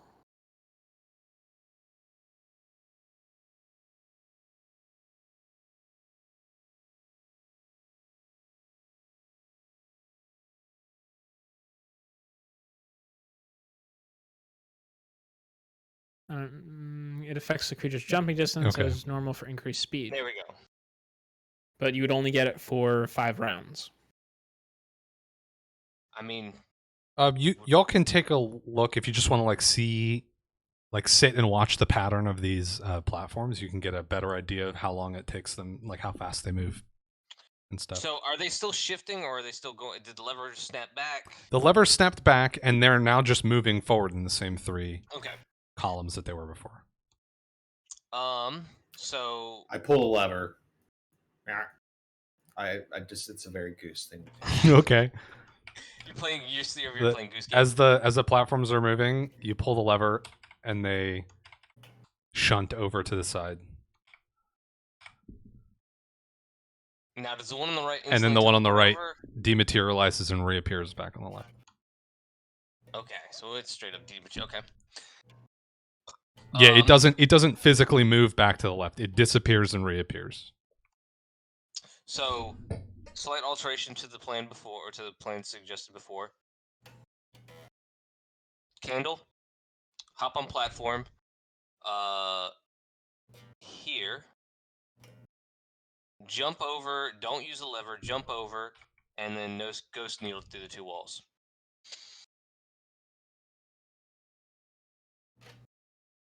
What does Okay. Ghost Needle do exactly again? You could take 1d4 damage to be incorporeal per round to get through these. Oh, that's. I was walls. trying to figure how we would possibly solve the wind problem. It was how. Yeah, it lets you pass through walls. The walls are also you got a pretty good look at them probably, I'd say, when you flew over them, Percy's. So they're only 10 feet tall. And they're not particularly smooth. They're pretty jagged stone. So they might be climbable. There is a little bit. They're not paper thin. There's a little bit of width to them, so it might be a little tricky to stand on them. But you could stand on one potentially if you needed to wait or something. or sit on them too, right? Yeah, potentially. Yeah. So you could. Yeah. Can I attempt to fly and just go right over here? Mm-hmm. Yeah, you can perch up on there pretty comfortably. In that case, we don't even need to use a ghost needle. Could just climb over it quickly enough. I mean, and if not quick enough, then just wait for the next grates to move through. Now the wind is not. I haven't really thought about too much, other than digging into the gripping very hard onto the grate. Or if you ghost needled, then you'd be invulnerable to it. Okay. Yeah. I mean, would that be a thing? Incorporeal can't be blown? I don't know. I mean, a ghost could blow another ghost, but that's a different story. Ghost blowjob. It's not unreasonable, certainly, to think that you might not feel the effects of wind as a ghost. Okay.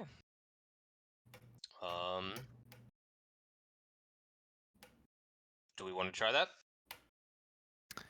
So the plan is start here, jump here, climb here, climb here, ghost here, grab here, snuff candle. Pretty much, yeah. Sounds good to me. Okay. Do you want haste for your jumping? Oh, I thought you were gonna do it. Me? I'm joking. I was like, that seems like not a good idea. If I had levitate prepared, sure. Yeah, sure. I mean, jump helps with. Haste helps with jumping distance, right? This increase counts as an enhancement bonus and affects the creature's jumping distance normal for increased speed. I fly back right next to the hell. I go,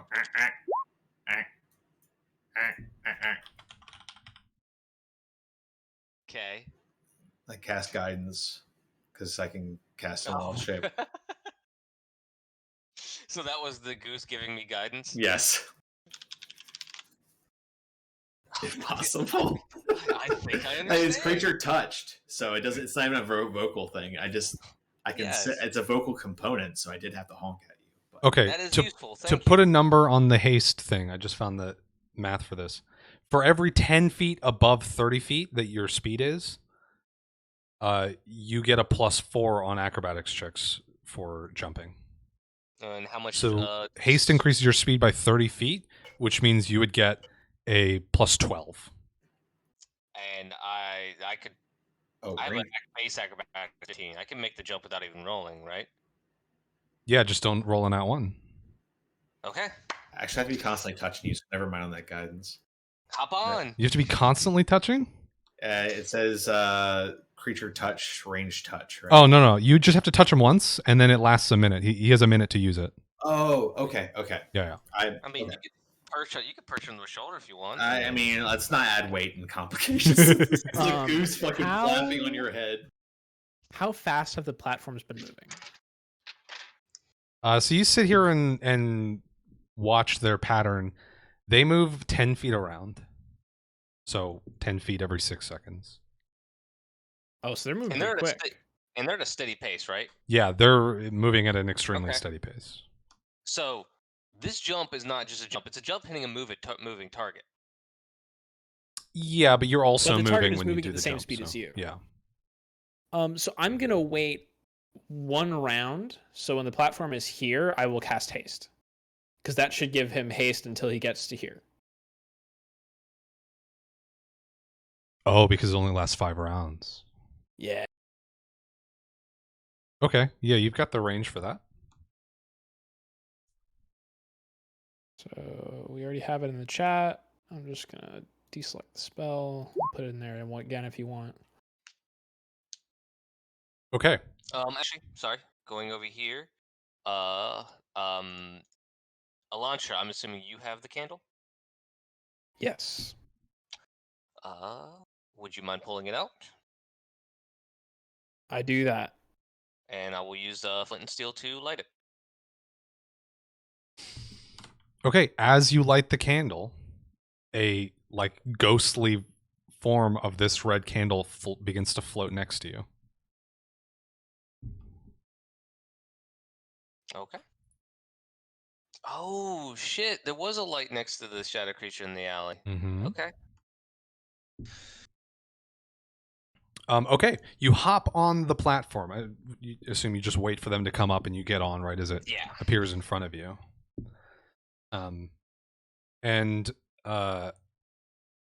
Yeah, since they move 10 feet per round, that's 2 squares.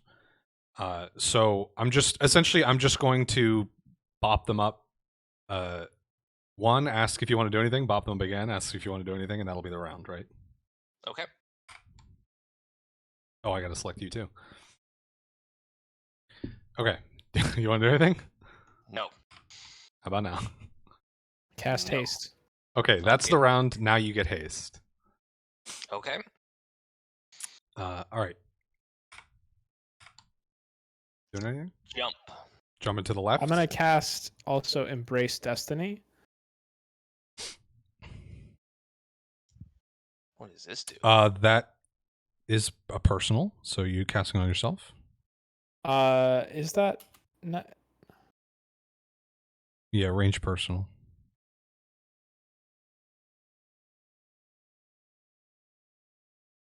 I thought it was for a single ability check, attack roll, initiative check, saving throw. So I guess it has to be one that I make, and not just one in general. Yeah, it's one that you make. Oh, then never mind. I don't cast that. So I've base Okay. speed of 3. That's plus 30 for the haste. That's a plus 12, and I will make an acrobatics check to jump. And yeah. So plus. Oh, so 12 your to that. base acrobatics is plus 15. Yeah. So you And rolled a so it's 20. 47. Yeah. Did you just want to wait. jump over 1, or do you want to jump over 2? What is guidance? Can you just jump through the gust of wind? Hold on. What does guidance do again? Adds +1 to your skill check. Okay, so that's It's a single skill check, or saving throw, or attack Yeah. roll. So Oh, I I don't would have to use it right I now. would save it if I were you. Okay. The goose did not guide me on the jump. No yeah. jump. So yeah, with a 47, you could jump all the way over here if you want to. We'll go right here. Okay. It just will land with a 10 out of 10. So you easily get across that gap. The platforms continue sliding forward through the air, and you start to approach this wall. What are you doing? Jumping onto it and climbing. All right, give me a climb check.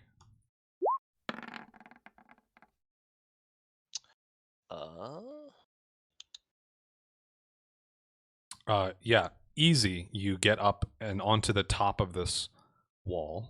That the haste also applies to climb, doesn't it? All hasted creatures' modes of movement, including land movement, burrow, climb. Yeah, fly, and you climbing. You just move half your speed, basically. So your speed is so 60. I'm just moving fast. So you just climb super fast. You get up and over this wall, well with enough time to drop down. So the platform moves under. You're on top of it basically, and it starts moving past. So you can drop down right now if you want to.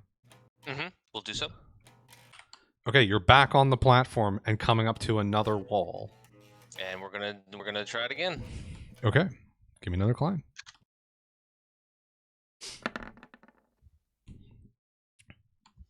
Yeah, you're able to get up onto the wall again. We'll drop down onto the platform. Pull out Ghost Needle. We're gonna have to wait. So you land down on the platform here. Let me count actually.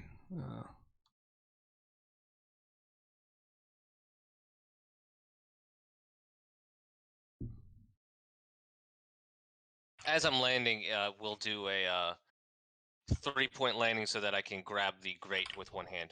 Okay, I had my count right. So this is the end of the round right here. Okay. So next round starts. You go there.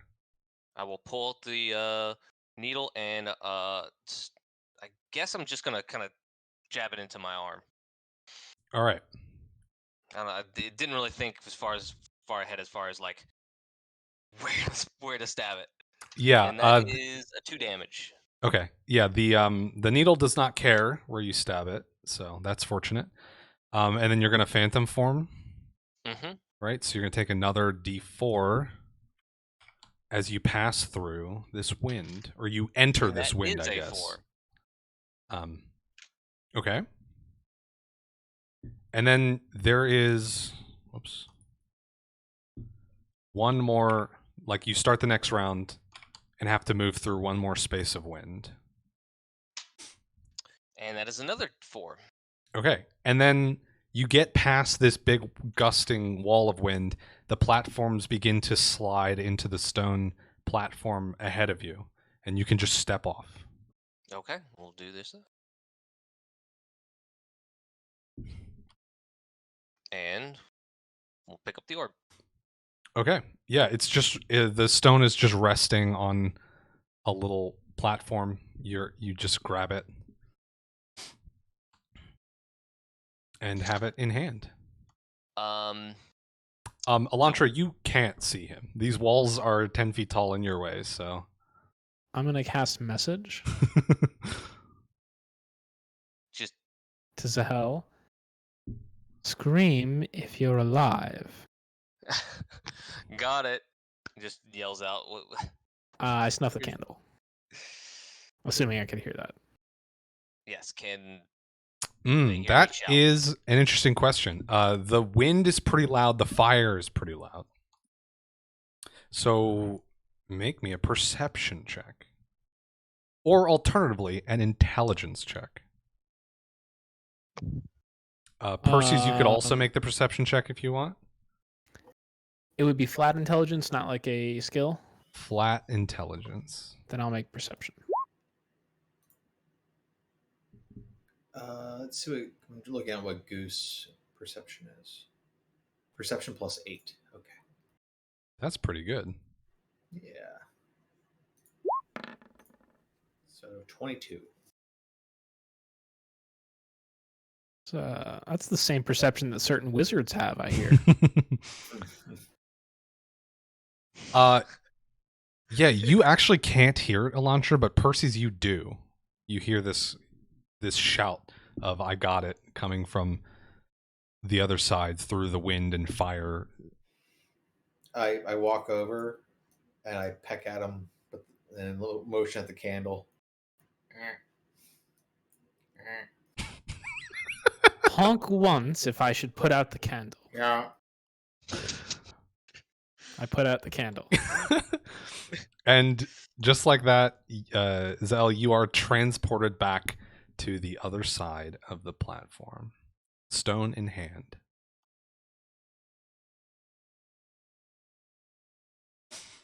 Yeah, got it. What is Excellent. Akundili doing this entire time? Just chilling? Did we leave him back at the entrance? Yes, because we didn't talk about it and he didn't say anything during this whole period. He was poking around at the portal, I guess. And I'm gonna go ahead and use a healing light wounds potion.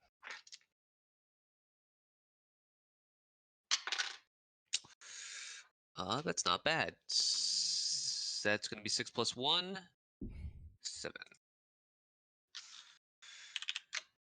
Okay. Fantastic. So you can make your way back through the maze to the portal area where you left your Krizit friend or ally.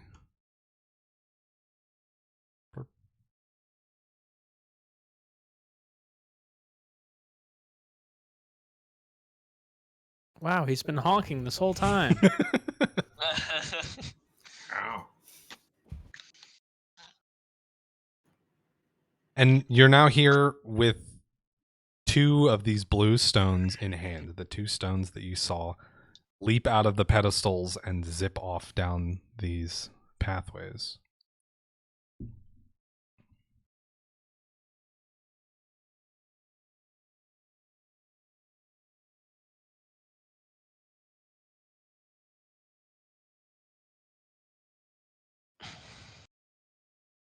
How far apart are the pedestals? They're about 10 feet apart. Okay, we'll hand one of the orbs to whoever wants to take, or one of the orbs. Yo. Actually, who has the other orb? Akundili did. Yeah, he picked it up. So if no one grabbed it from him, then he's just got it. He'll be here waiting for y'all, not wanting to do anything without the whole group. Didn't want to mess anything up. On there. Make sure we put them on the right side. Well, the sides that we retrieved them from. Oh yeah, give me a perception check. That is not the right dice. There we go. Ooh, that's gonna be a 10 for me. It was perception? Mm-hmm. That's it. I rolled a 1 as well. Save us all, almighty goose.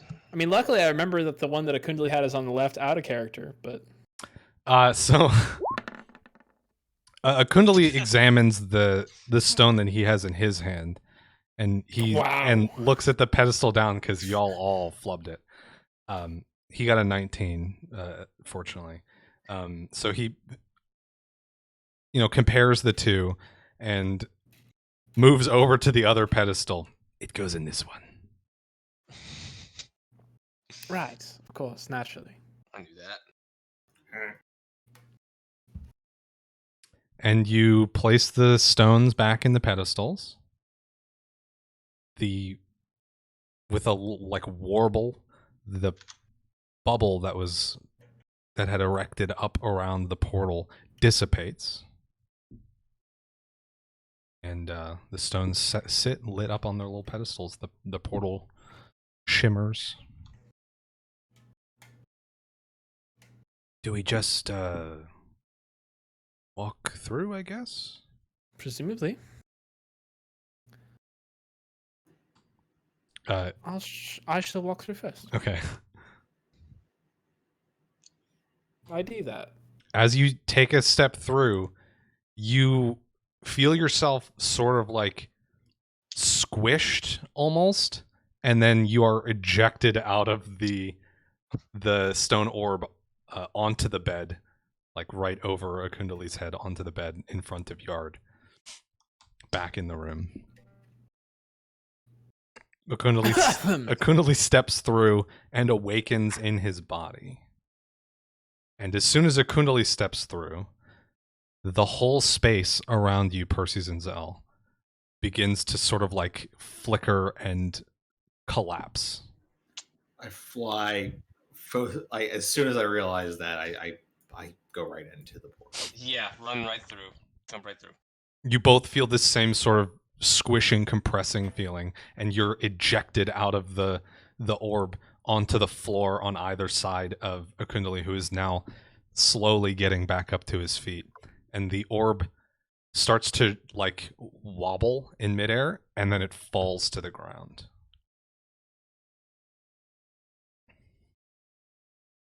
So I'll go over and pick that up immediately.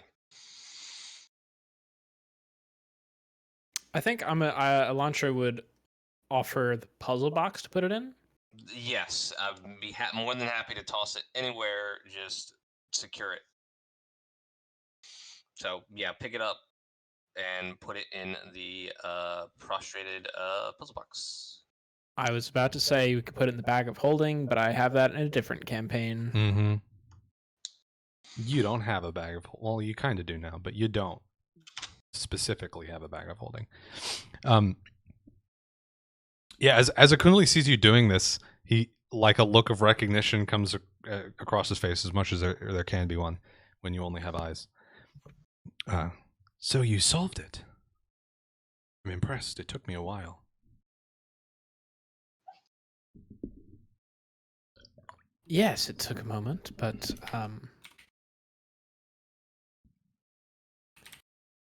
I do love a good puzzle. The orb disappears into the puzzle box, and you, I assume, close it. yes. Rena's like clutching her chest, like, a warning next time. Was not expecting you to be squirted out of that thing. Did we not make that clear? I'm sorry. And you're still a goose. Yes.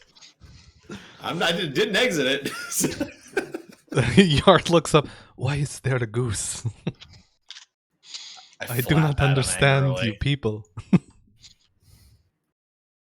going to get the wings if he doesn't shut up. Well, I thank you very much for helping me out of my predicament. I don't know quite what to say to express my deep appreciation.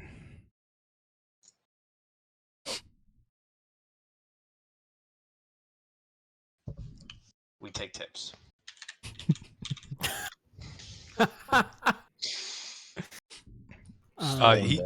He looks around, leans over and looks at the bag of books. A very old tome. Did you see it? Yes. I produce it from my... Good. Well, I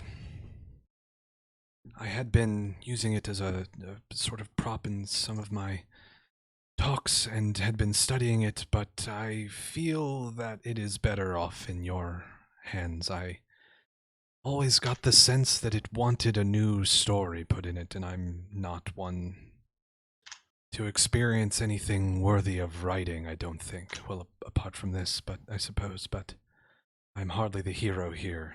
I think it more likely to get a new tale in your hands. Please, keep it. It's very kind of you.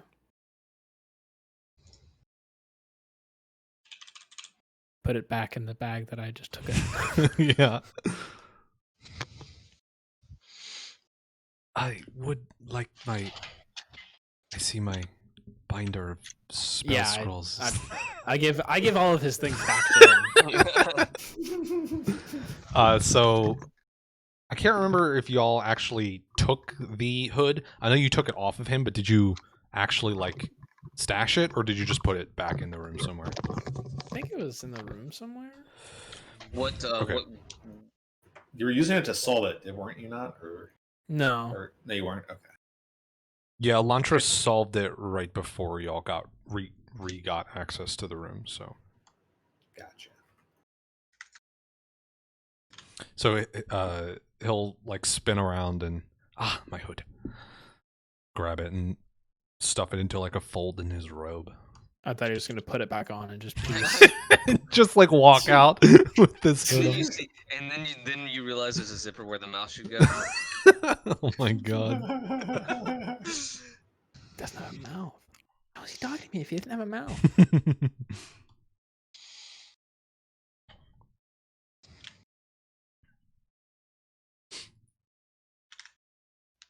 So what happens now? The closet is free, but I am still tied up. Yeah, it's funny that. We'll take some rope. I have some rope and tie him up, similar as he was before, with like a lead line or whatever, and recover the grasping vine. It effortlessly undoes its own knots and slides back up your arm, wrapping around just like it was prior. Please, I've helped you as much as I can, but do not turn me into the guard. I will, as I said, die within a day or two. I'm sure of it. No, we won't turn you into a god. We'll turn you into something far stranger. What? It's a joke, man.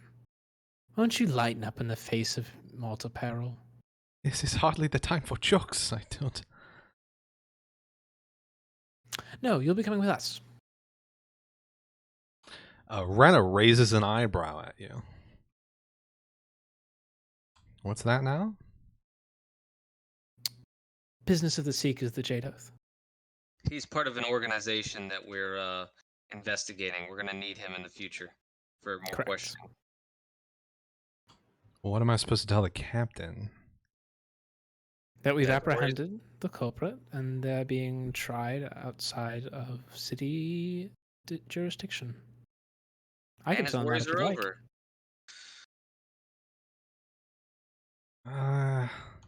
over. Give me a diplomacy check. With advantage, right? No, not with Fuck advantage. me sideways. Zell, you were talking too. You can throw one Okay. in the bag. Whew. Okay. Okay. Jesus. Spits little laundry. I just start talking and I just. What my compatriot's trying to say is that we'll tell him ourselves. His worries should be over. The specters should be gone. Well, as long as it's not my responsibility, you're going to take care of it, then I suppose I'll just let you work it out with him. Besides, there's still a matter of payment. Oh, I'm not touching the payment. That's going to be the captain. You're his little contractors, so... I suppose I wash my hands of the whole situation. I'll take my leave, gentlemen.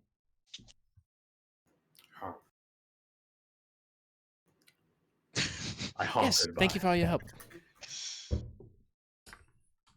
Be right back. 2 seconds. Okay.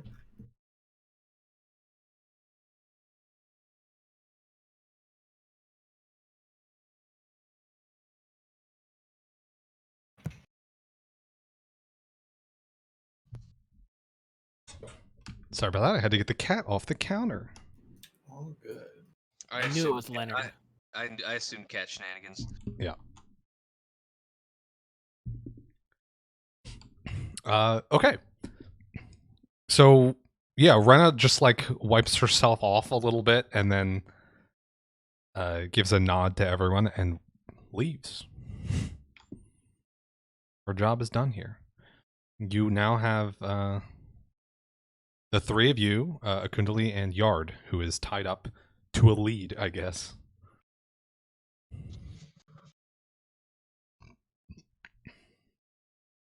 Could we ask Renna to join us back to the central tower? The central I forget what post. it's called. Control post. Yeah, you can like hustle out the room and try and catch her as she walks away. Yeah, just to kind of make it seem clear that we're on official business and not just dragging someone against their will throughout the city. Right. Okay, so you hustle out the room to go catch her, and I think Akundili's just gonna be like saying goodbyes in here. Thank you again for helping me. Yes, feel free to reach out. I'm sure that there are many interesting conversations to be had and over drinks someday, but What did you say your now it seems organization busy. was? The Seekers of the Jade Oath. I see. Oh, up by the Erwin Forest, are you? Yes. Yes, find us just outside of Cadwell. I will. I'm sure I'll be by that way in not too long. Thank you again. Of course.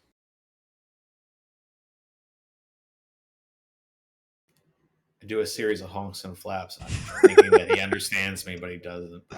I don't know. But yeah, I just say goodbye and my goose away. I think he'll shake your hand, Elantra, and then he'll reach down to shake your wing. Oh yeah, I'll put my wing in there. Shake it. And then he'll set to sort of like reassembling his stuff, or like taking inventory of his stuff to see like what's happened in his time away.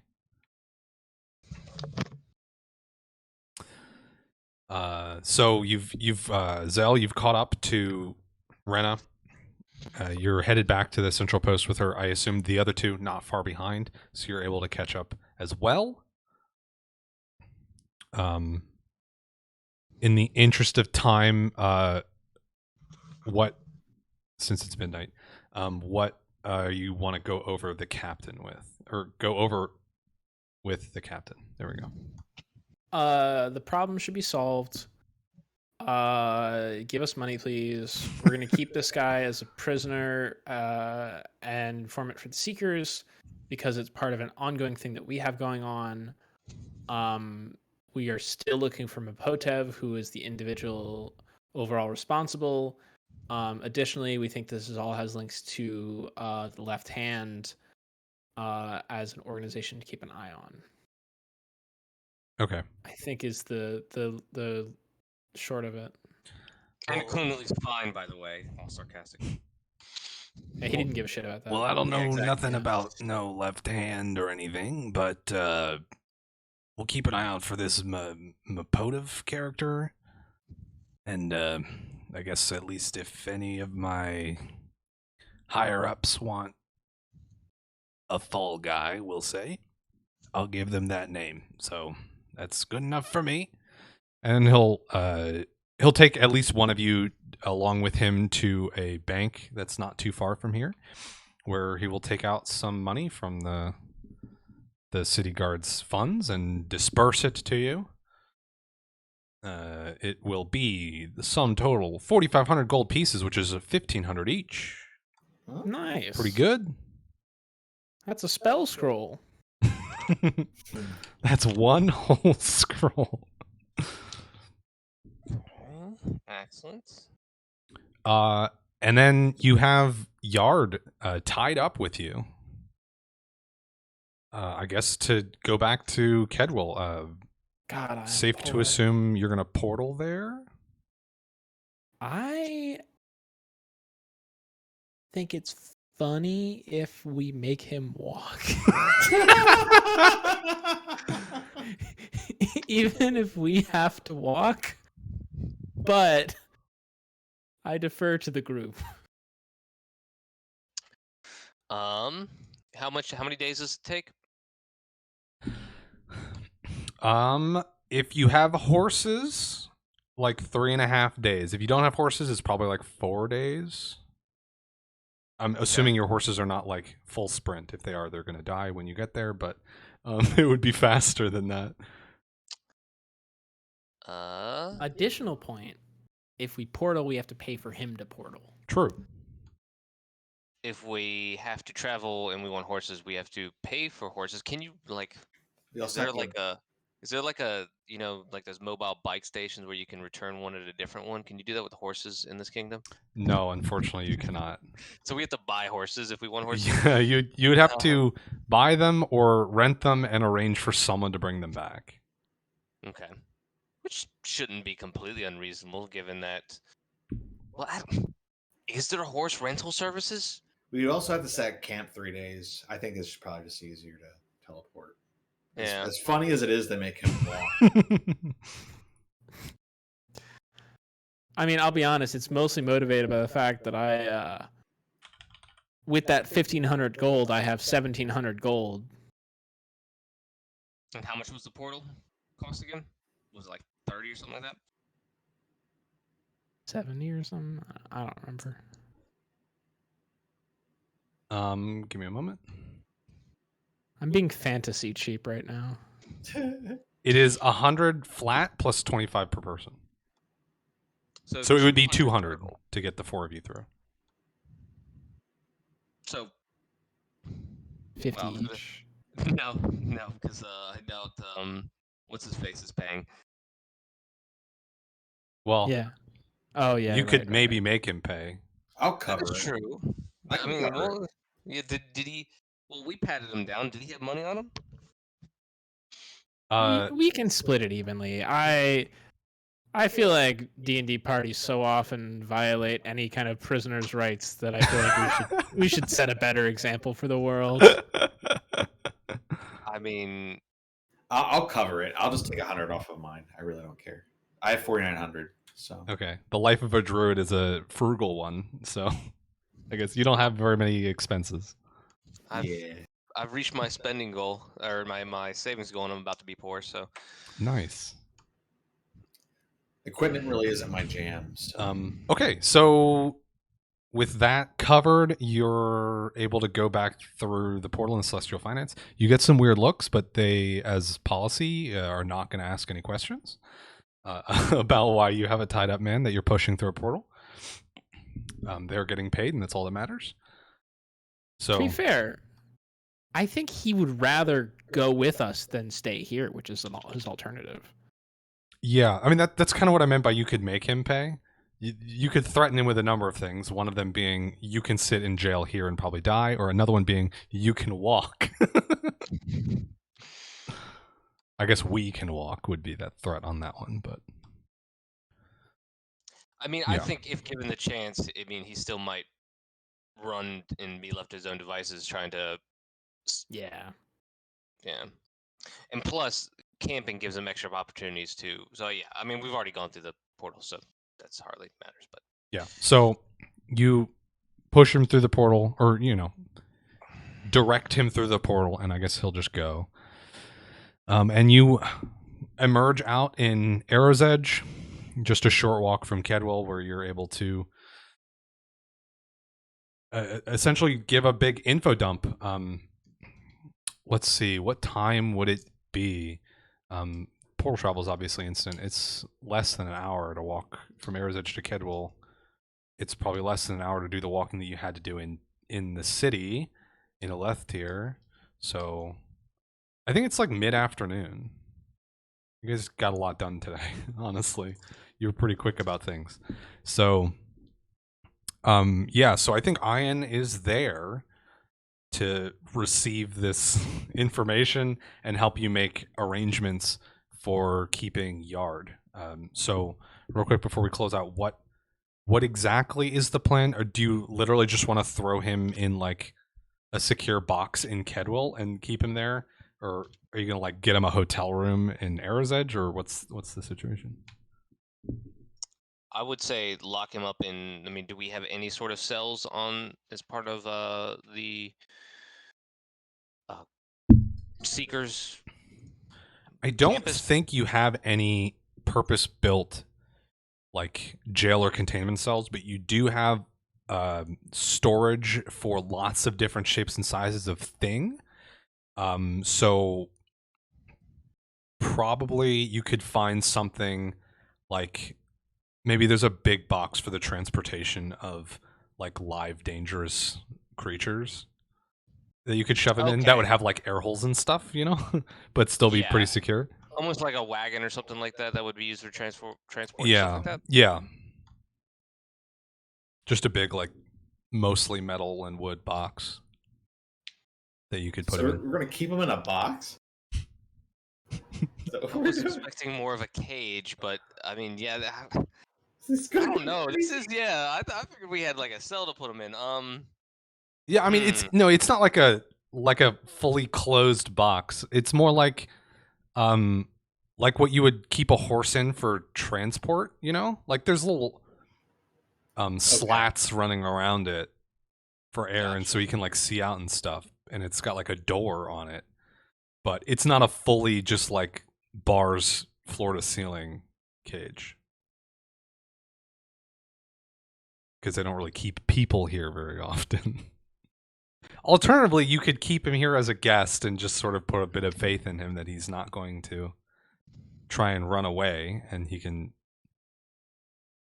sleep like a normal person here. Or one step further, increase his freedom and put him up in the city. I don't trust that he won't try to run away. So I think we keep him here. I think the cell is like a temporary holding thing while we maybe make accommodations that are like nearby and less unfit for humans. Humanoids, he's a halfling. Humanoids. Sorry. The translation from English to common. Inhumane, I guess, is the word. Okay, so the plan is to put him up in something that's a little bit more reasonable, but temporarily he's in a beast box, basically. Okay. Then I'm certain I will be writing some things about this situation in the coming days, but and maybe this will be the topic of like a tavern talk or something. But I think that's where we're gonna close it out. Congratulations. Word.